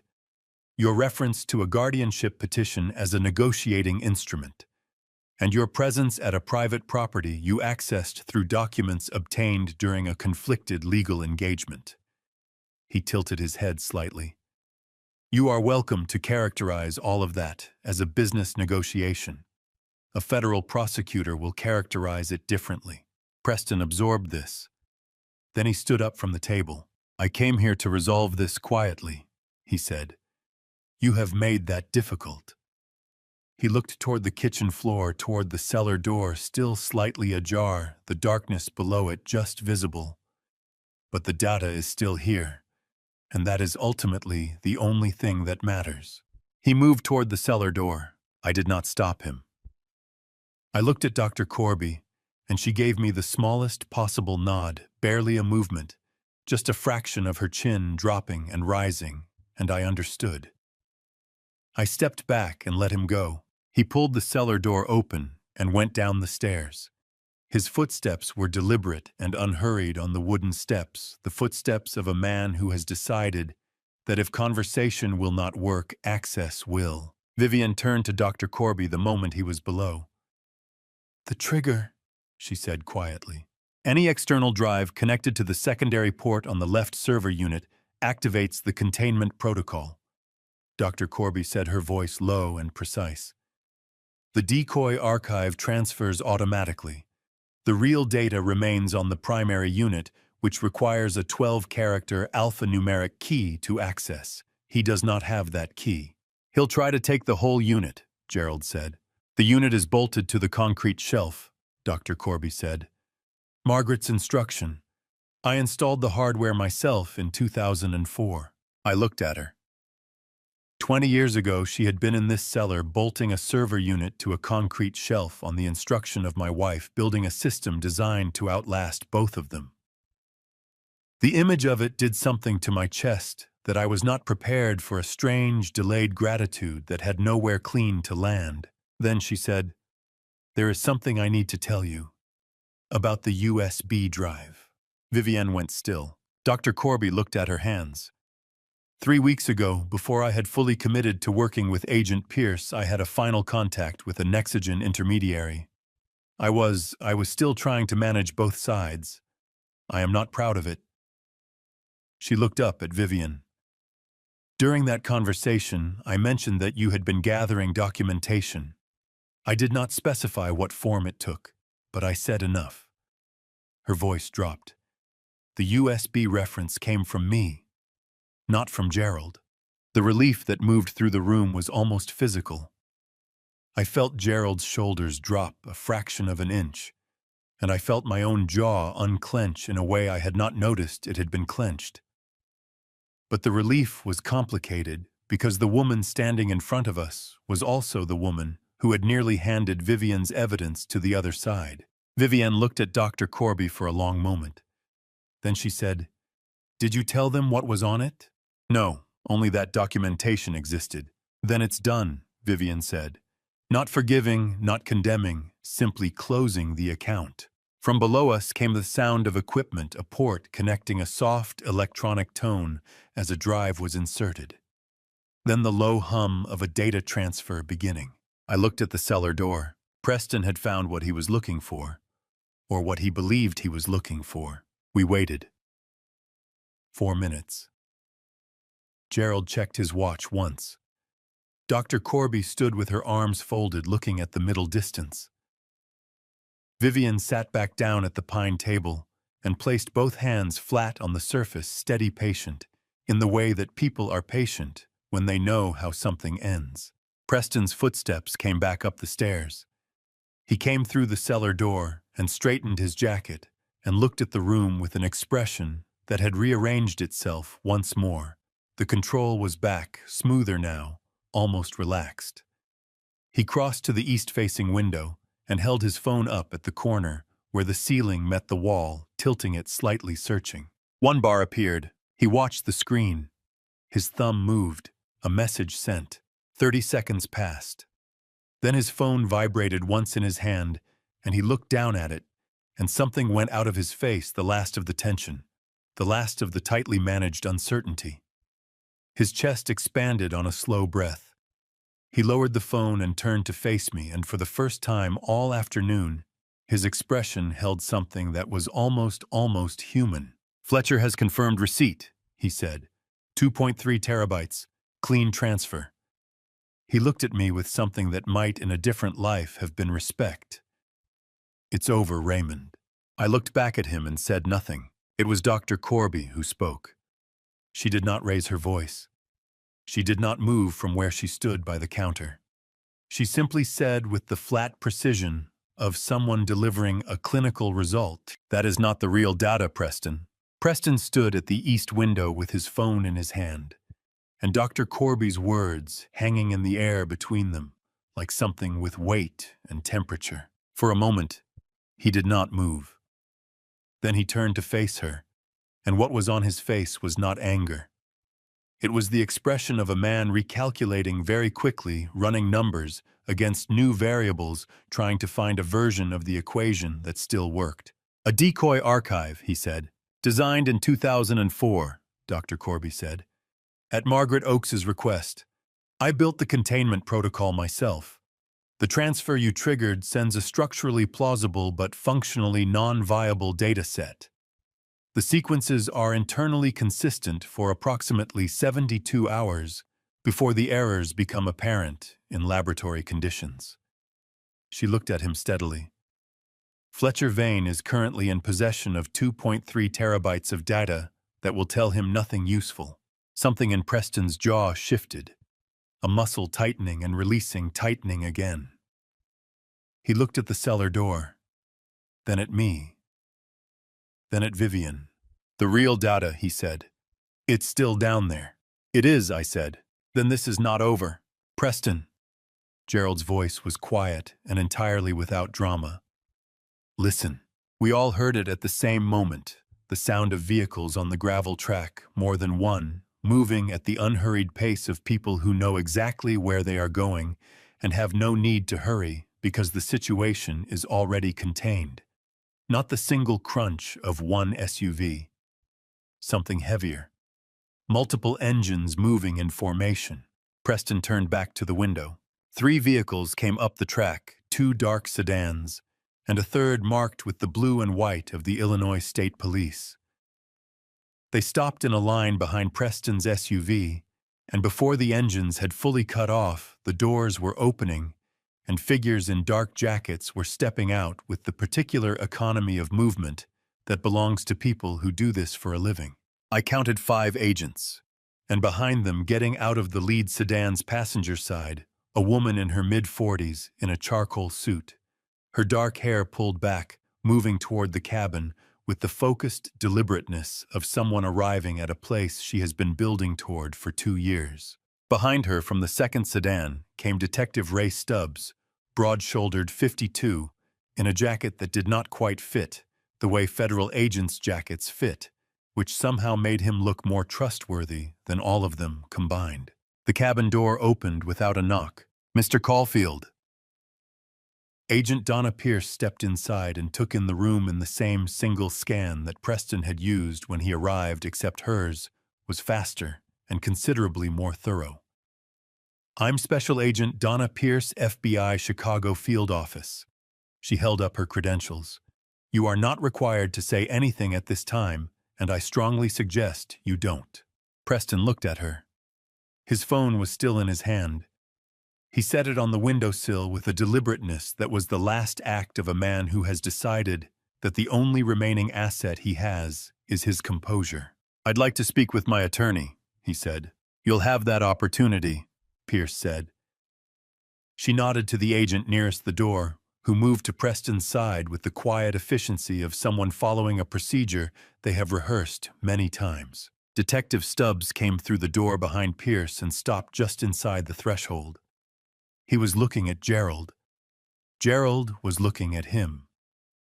Something passed between them, not warmth, not quite, but the specific acknowledgement of two men who have been working the same puzzle from opposite ends and have just discovered they were both right. Stubbs gave a single nod.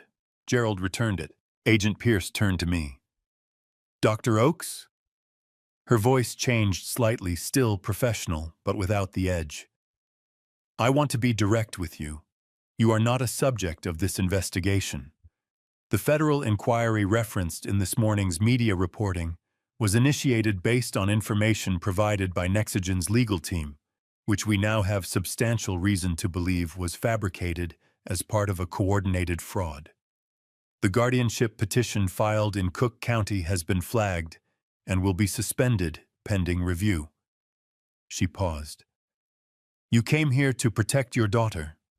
That is consistent with everything in our file." Something behind my sternum released a pressure I had been carrying since 4 o'clock in the morning, so constant that I had stopped registering it as pressure and had simply incorporated it into the way I was breathing.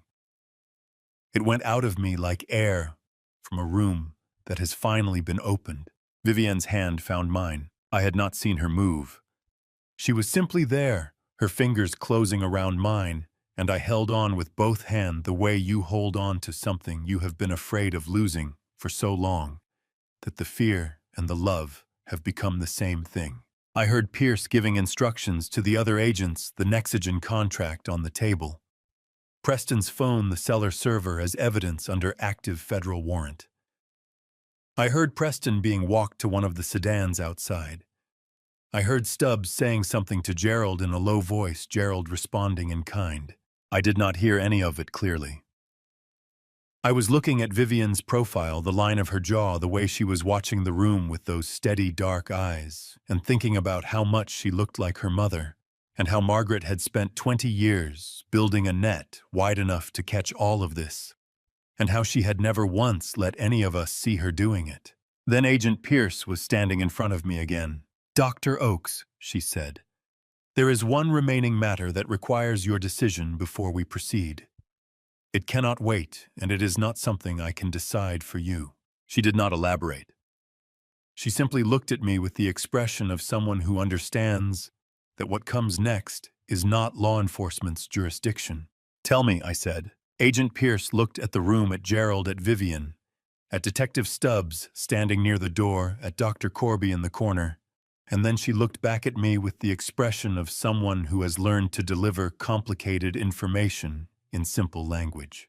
"The warrant we are executing covers the fraudulent guardianship, filing the wire fraud associated with the data transmission attempt, and Preston Caulfield's conspiracy with Nexigen Corporation," she said. "It does not cover the Series 7B archive itself. The research data in that cellar is not legally speaking seized evidence. Not yet." I waited. "The FBI has an interest in the data as corroborating material for the prosecution," she continued. "We would like your voluntary cooperation in transferring custody. But I want to be honest with you, Dr. Oakes, because I think you deserve that." She paused. "If that data enters the federal evidence chain, its ultimate disposition is determined by a judge. Given the partial NIIH funding history, there is a realistic possibility that a court rules it subject to federal licensing, which means it could end up exactly where Preston was trying to put it," I said. "In commercial hands." Pierce did not look away. "That is a possibility I cannot rule out." I turned to Gerald. He was already watching me with the expression he wore when he was about to say something he had been carrying for a long time. "There is something I should have explained this morning," he said. before we left Naperville. But there was not time, and I needed you to hear it in the right sequence. He reached into his jacket and produced a folded document, not the one Preston had left on the table, something different, thicker, the edges soft with age.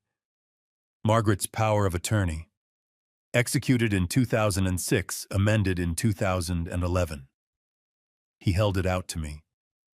It transfers decision-making authority over all materials, data, and intellectual property associated with the Oaks Initiative to Vivian, upon her becoming fully informed of the data's existence and nature.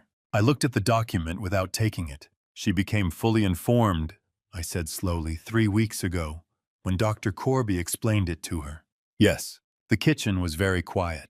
I had spent 24 years carrying the weight of that data, the decisions around it, the concealment of it, the guilt of it, the grief of it, as though it were mine to carry.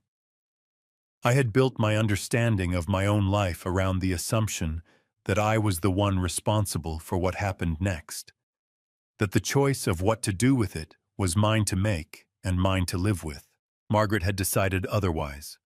20 years ago, she had decided otherwise. Something moved through me that I could not name cleanly, not relief, not grief, not anger. Something that contained all three and was larger than any of them individually. I pressed my hand flat against the kitchen wall and felt the old timber under my palm, solid and cool, and I breathed. Vivian was looking at me. She had been looking at me since Gerald began speaking. "I'd like a few minutes with my father," she said. Not to me, to the room. Pierce nodded once and moved toward the door. Stubbs followed without being asked. Gerald looked at me for a moment, then followed them out, and Dr. Corby went last, pulling the cabin door mostly closed behind her.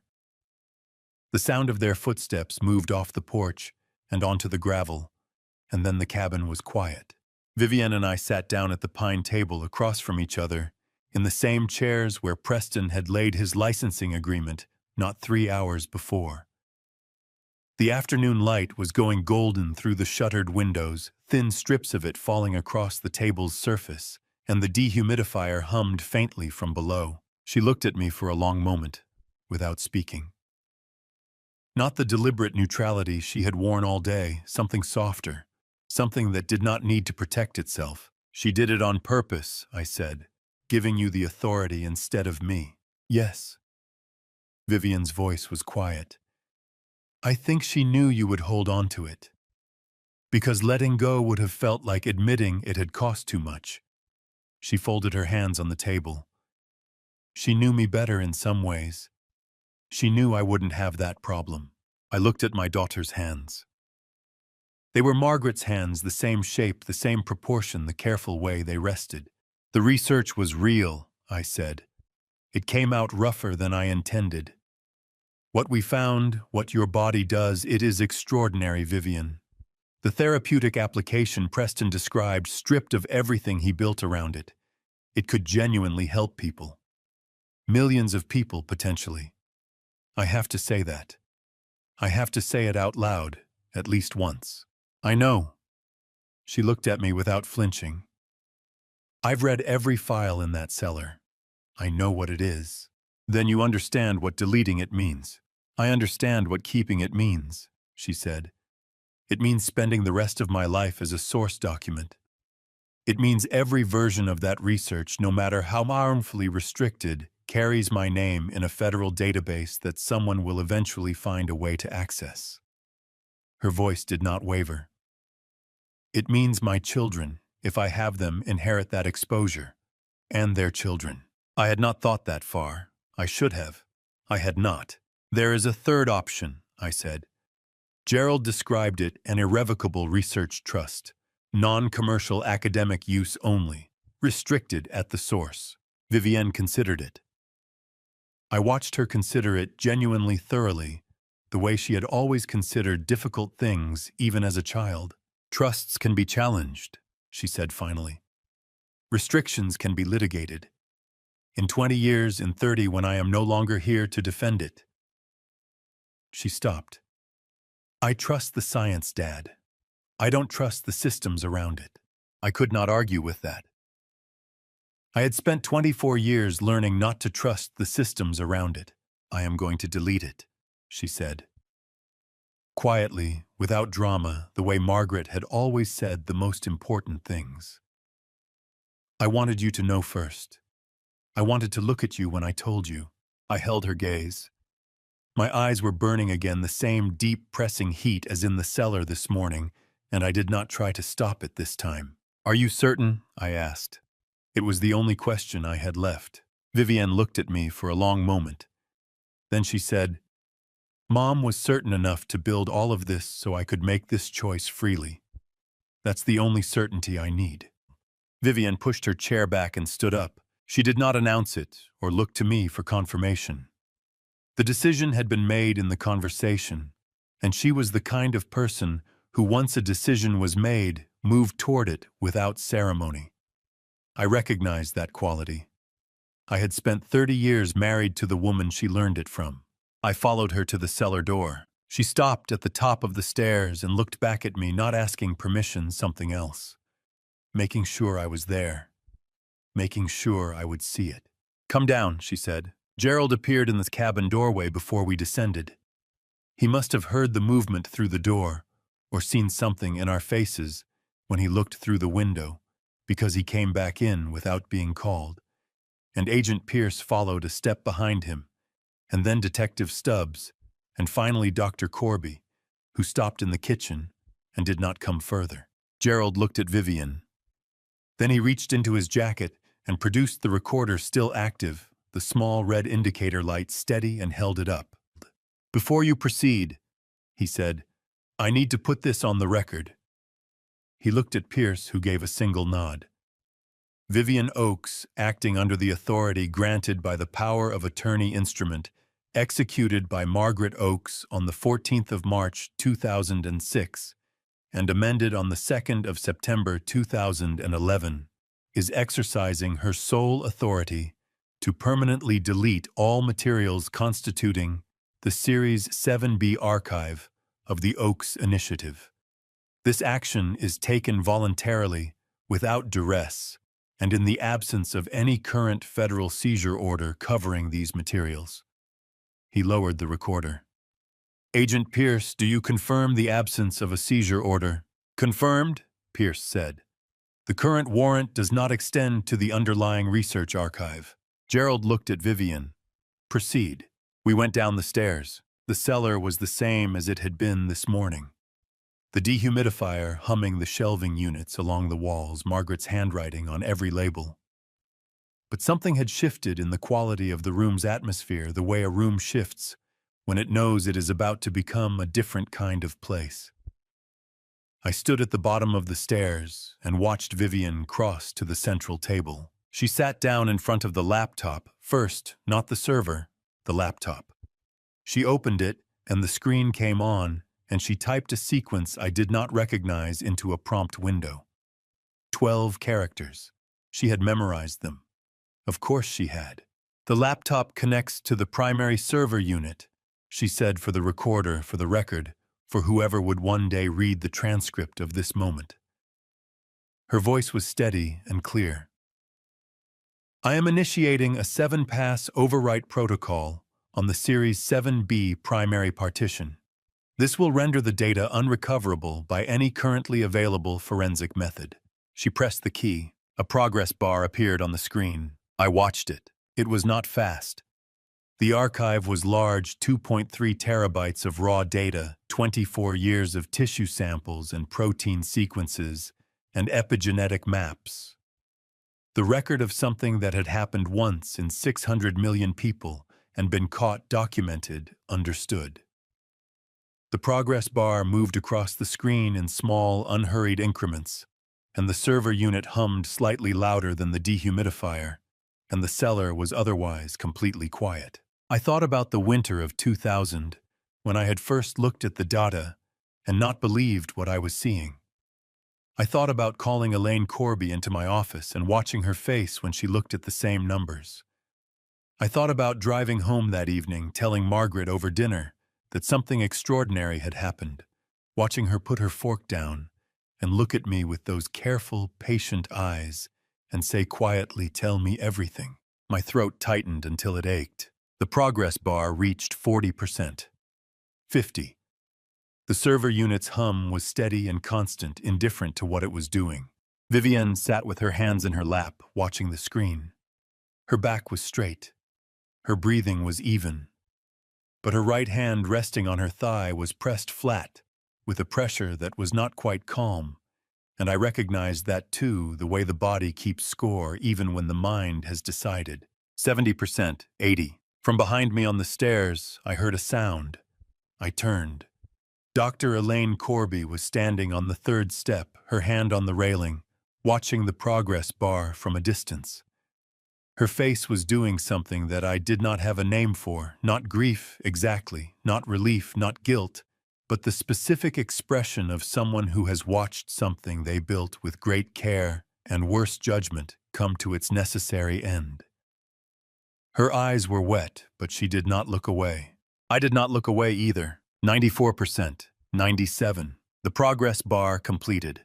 The screen displayed a single line of text, white on dark.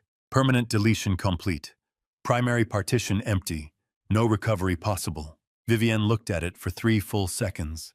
Then she closed the laptop. She turned around on the chair and looked up at me. Her eyes were dry. Her jaw was steady. But something in her face, in the space around her eyes, in the set of her mouth, had changed. Not broken. Settled. Like something that had been held at tension for a very long time had finally been allowed to rest at its natural position. I stepped forward and put my hand on top of her head, the way I had not done since she was a child, and she leaned into it exactly the way she had then. We came back upstairs into a cabin that smelled of cedar and October and the particular stillness of rooms where important things have just been concluded. Agent Pierce was standing by the window. She turned when we came through the cellar door. "The prosecution proceeds," she said. "The transmitted recording, the USB evidence, and Dr. Corby's 2-year cooperation file are more than sufficient. You are not required for the trial, Dr. Oakes. Either of you." I nodded. She looked at me for a moment, then said, "There is something you should know. Preston Caulfield is not the top of this. Nexagen's operation extends considerably further than one man and one intermediary. There are others involved, some of them in positions you would find surprising." She paused. "We have been building that case for 2 years. It is not finished." The October dark was pressing against the cabin windows now, and the ceiling light cast a warm enclosed circle over the kitchen table, where this morning's catastrophe had slowly, methodically become something else entirely. The cold hit me first. I had been inside since we arrived, inside the car, inside the cabin, inside the cellar, and stepping through the front door into the October night was like walking into a different version of the day entirely. The air smelled of dead leaves and damp earth, and the faint chemical trace of vehicle exhaust. And above the tree line, the sky was a deep, clear dark with the first stars beginning to show at the edges. The agents had set up portable lights on the gravel track, and the scene in front of the cabin looked nothing like the quiet forest property I had arrived at 8 hours ago. 3 federal vehicles, 1 state police unit, agents moving with the purposeful efficiency of people working through a procedure. Off to the east, where the gravel track met the county road, a 4th vehicle had stopped a white van with a satellite dish on the roof. Its side door open, a camera on a tripod pointed toward the property. Blake Fontaine stood beside it in a gray coat, a handheld microphone at his side, watching. I recognized him from this morning's broadcast on Nora Finch's phone. He was younger in person than he looked on screen, 32 perhaps, with the particular alert stillness of someone who has trained themselves to observe without visibly reacting. Vivienne came to stand beside me on the porch steps. We did not speak. I watched the scene and she watched the scene, and the night pressed in around the portable lights from all sides. Preston came out of the cabin's side door flanked by 2 agents. His hands were cuffed in front of him, not behind a small procedural consideration that I suspected was Gerald's negotiation, and he walked between the agents with his head level and his face composed in the way I had watched him compose it all afternoon. One of the agents spoke quietly near his left ear. The Miranda advisement. I could not hear the words from where I stood, but I knew them the same words every arrested person in this country hears at the moment the law formally claims them, the words that mark the line between before and after. Preston looked straight ahead. He did not look at the cabin. He did not look at the camera lights which had found him the moment he appeared, and now followed him steadily across the gravel. He did not look at Vivian. She watched him walk to the federal vehicle. Her arms were at her sides, her coat collar turned up against the cold, and her face was doing something I had not expected and did not know how to name. It was not relief. It was not satisfaction. It was not even anger, though she had every right to every one of those things. It was the expression of someone watching the end of something that was never what it appeared to be. A grief that belongs to a specific category, the category of mourning, not what was lost, but what was never real to begin with. I stood beside her and did not say a word. Some things do not need words and cannot be helped by them. The federal vehicle's door closed. Fontaine raised his microphone and began speaking into his camera, his face turned toward the scene, his voice too low to carry to the porch. Tomorrow morning his report would correct this morning's report. The Chicago resident named as a person of interest would become the Chicago scientist whose research was the target of a federal fraud conspiracy. The narrative would reverse itself in the space of one news cycle, as narratives do without particular acknowledgement of what the first version cost.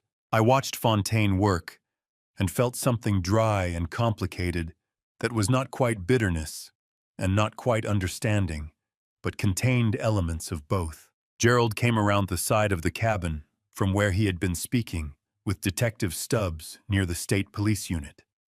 He climbed the porch steps and stood on my other side. "Cook County Clerk has been notified," he said quietly. "The guardianship petition is formally suspended pending review. It will not survive review." He paused. "Fletcher Vane's arraignment is scheduled for tomorrow morning in federal court. The wire fraud charges carry up to 20 years. I nodded. "And Stubbs?" I asked. "He'll write his report to reflect interagency cooperation." Something moved at the corner of Gerald's mouth, not quite a smile, the shadow of one. "His name will be on the right side of this." Agent Pierce walked past the porch with two of her agents speaking in a low, rapid voice into her phone, her attention already moving forward into the next phase of what was clearly a much larger operation than anything that had happened in this cabin today. She gave me a single nod as she passed. Professional, clean, the nod of someone who has delivered what she came to deliver and is already working on what comes next. Vivienne turned and went back inside without a word. I waited another moment watching the federal vehicle's taillights disappear down the gravel track, watching Fontaine's camera follow them until the trees closed in. And then I followed her. The cabin was warm and quiet. The kitchen light was still on, that enclosed circle of yellow warmth over the pine table. The cellar door was closed.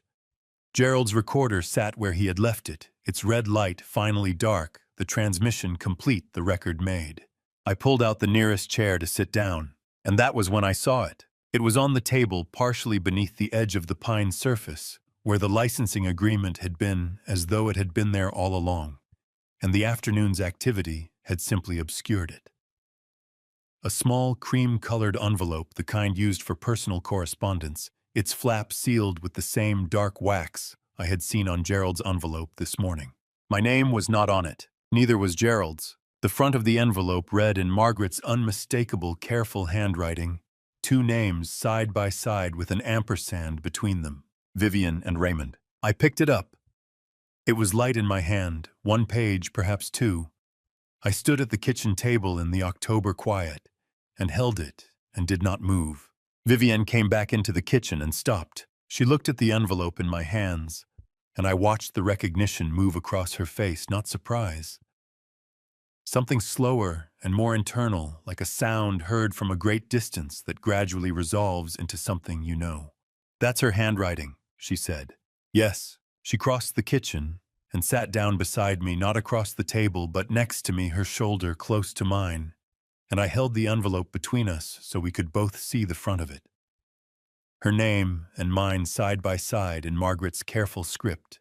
She imagined this, Vivian said quietly.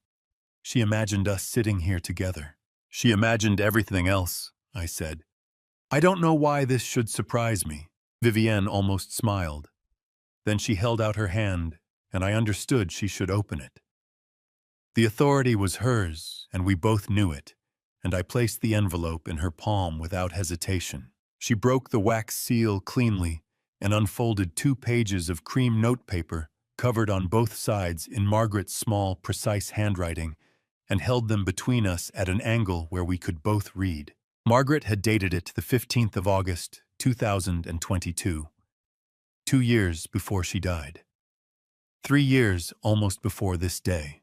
She began with our names, not formally just Raymond, Vivian, as though she were speaking into a room she expected to find us both in. If you are reading this together, then something I feared has come to pass, and something I hoped for has also come to pass. You found each other in the middle of it. That is enough. My chest tightened so sharply, I pressed my hand flat against the table. She went on. 3 paragraphs about what she knew of Nexogen by August 2022, not guesswork, not intuition, but documented intelligence she had assembled over years with Gerald's help, and latterly through Dr. Corby's cooperation. She named the structure 3 senior executives at Nexogen's Boston headquarters who had approved the Series 7B acquisition strategy. 2 members of a federal biomedical research grant committee, both with prior professional connections to Nexogen's parent holding company, and 1 name that Margaret set apart in its own sentence, preceded by a dash and followed by nothing, just the name hanging on the page, the way important things sometimes do. I read it. Then I read it again. Raymond. Vivian's voice had dropped. I see it, I said. From the next room, the small sitting room where Agent Pierce had set up a temporary working space, came the sound of a conversation being conducted in the low, rapid register of professional urgency. Dr. Corby's voice even and precise. Pierce's voice responses clipped. And then once a silence that was not empty but full, the kind of silence that falls when someone says a name that changes the dimensions of a room. A moment later, Pierce appeared in the kitchen doorway. She looked at the letter in our hands, then at my face, and something shifted in her expression, a confirmation of something she had already been told. She knew, Pierce said. It was not a question. She knew for 2 years, I said, at minimum. Pierce looked at the letter for a moment longer, then said, Dr. Corby's debrief confirms the same name, among others. She paused. This is going to take considerably longer than Preston Caulfield's prosecution. I want you to understand that. What we are building is a case that will move slowly and carefully through institutions that do not yield quickly. She looked at me steadily. But it will move. Gerald came in from the porch where he had been making calls, and Pierce turned to brief him quietly in the kitchen doorway.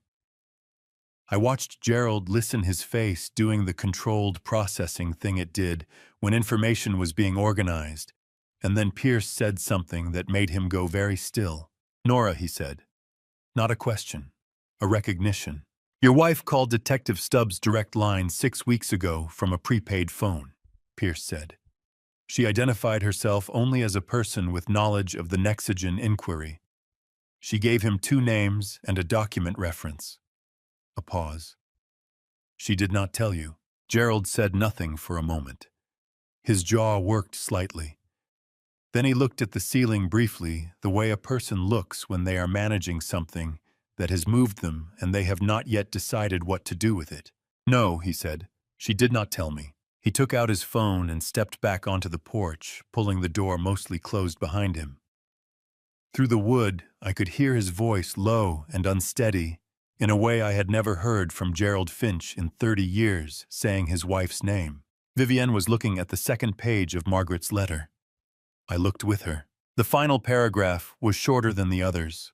Margaret had written it in a slightly different hand, not uncertain, but deliberate, as though she had chosen each word from a larger set and discarded what did not belong. I did not tell either of you everything, because I did not want either of you to carry what I was carrying. That was perhaps not the right decision. But it was the decision I made, and I made it because I loved you both more than I loved being transparent. I hope you can forgive the distinction. I think you already have. Take care of each other. That is the only instruction that matters now. Vivienne set the letter down on the table. She pressed her fingers lightly over her eyes for a moment, not crying something. Just before crying, the physical act of holding something in long enough to let it settle. And then she lowered her hands and looked at the kitchen wall. She really was something else, Vivienne said softly. She really was, I said. Outside, the forest was completely dark and completely quiet, the way southern Illinois gets in October, when the wind dies, and the animals have gone still, and the only sound is the particular silence of a place that has held something important and is now resting. The kitchen light was warm. The letter was on the table between us. Gerald came back in from the porch. His eyes were bright, and he did not explain why, and neither of us asked. Vivienne looked at the table for a long moment. Then she said, I don't want to drive back tonight. I woke before 5. The cabin was dark and very still, the kind of stillness that exists only in the deep country, where there is no ambient light and no ambient sound. And the dark has a texture to it that city dark never achieves. I lay on the narrow bed in the cabin's back room, a room I had not been in since the late 1990s, when Margaret and I had brought Vivienne here as a child, and she had run through the Oaks all afternoon and fallen asleep at the dinner table. And I listened to the silence for a long time before I got up. My back ached from the drive and the hours of standing and the particular exhaustion of a day that had required too many different kinds of attention. I moved carefully through the dark cabin to the kitchen, found the old percolator on the counter, where it had always been, and filled it from the tap. The water ran cold and clear. Someone's maintenance arrangement. Nora's, probably through Gerald, had kept the pipes functional. I sat down at the kitchen table while the coffee percolated and looked at the letter. It was still there, where Vivienne had set it down the night before. 2 pages of cream notepaper in the thin pre-dawn dark, Margaret's handwriting, invisible at this distance in this light, but present the way certain things are present, even when you cannot see them directly, the way you know a coastline is there before you see it, from the way the light changes over the water. I turned on the small lamp above the stove. The kitchen came up warm and low. I did not read the letter again. I had read it twice the night before, and I knew it well enough that reading it a third time would have been something other than reading a kind of conversation with a person who could no longer answer. I just let it be on the table in front of me, and I let the coffee finish, and I listened to the forest outside the window, beginning its slow, creaking adjustment to the approach of dawn. I had been sitting for perhaps 20 minutes when I heard Vivienne's footsteps on the back room floor. She appeared in the kitchen doorway with a wool blanket from the back room wrapped around her shoulders and her hair loose, and she looked in the lamplight startlingly young. Not as young as she had been in that hospital bed at 10 years old, but younger than the woman who had sat across from Preston Caulfield yesterday afternoon with her arms at her sides and her face like a closed door. She looked like someone who had put down something very heavy and had not yet entirely adjusted to the absence of its weight. She looked at the coffee, then at me, then at the coffee again.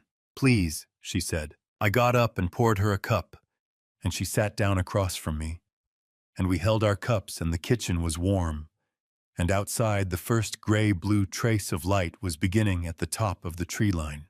"How are you?" I asked. She considered the question seriously, the way she had always considered questions, even simple ones.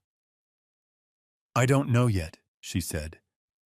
"I think I need a few days to find out." She wrapped both hands around her cup.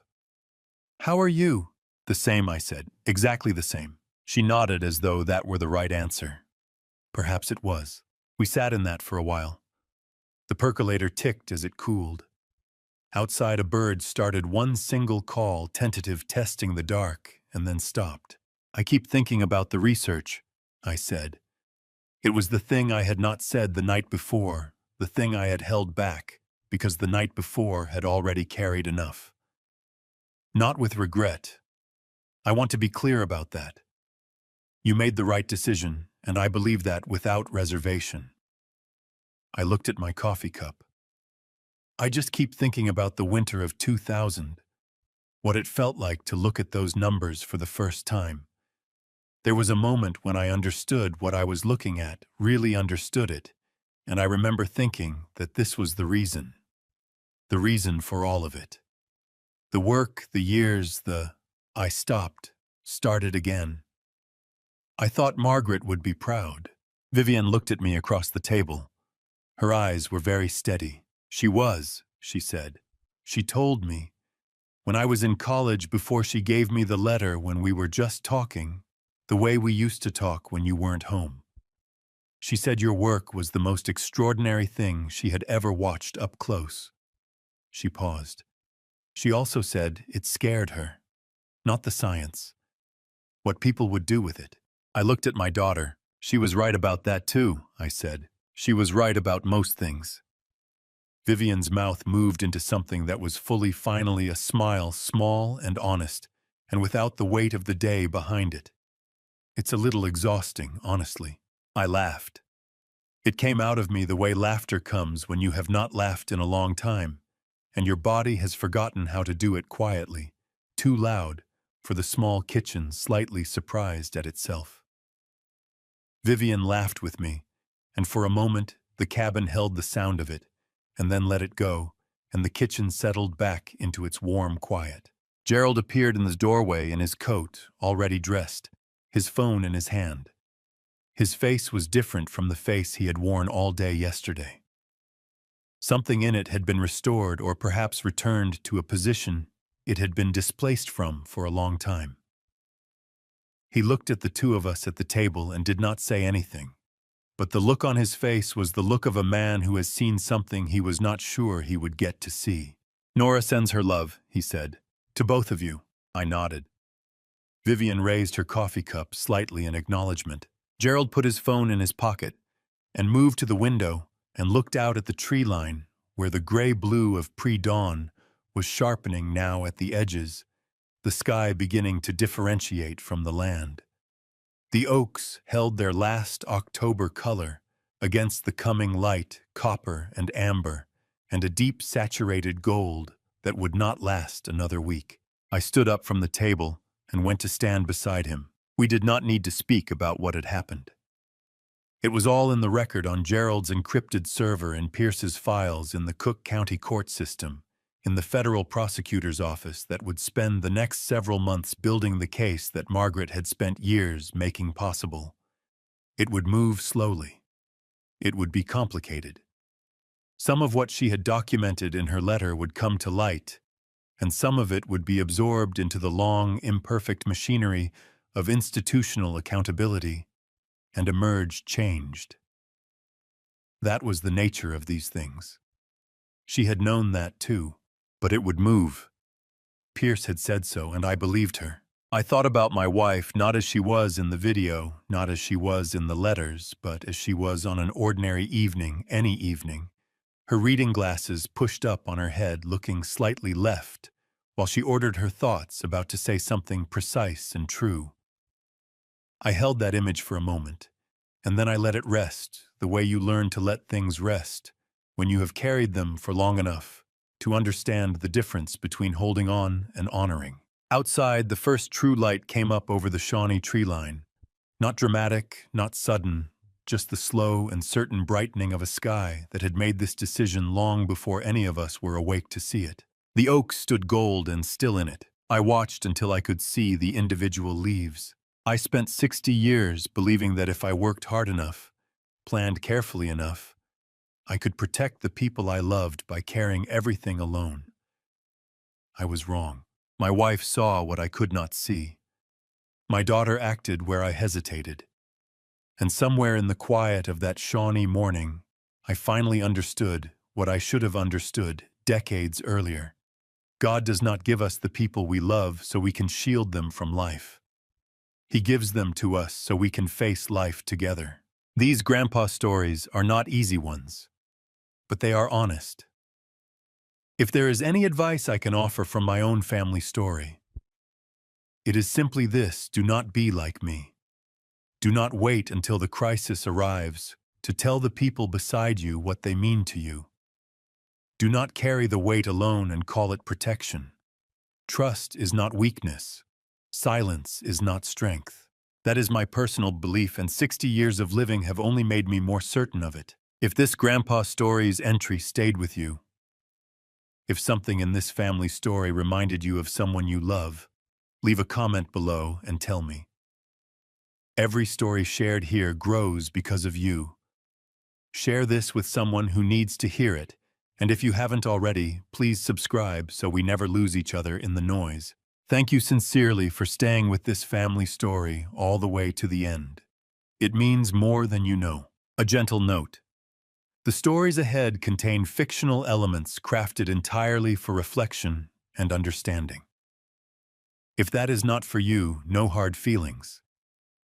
Choose what feeds your soul.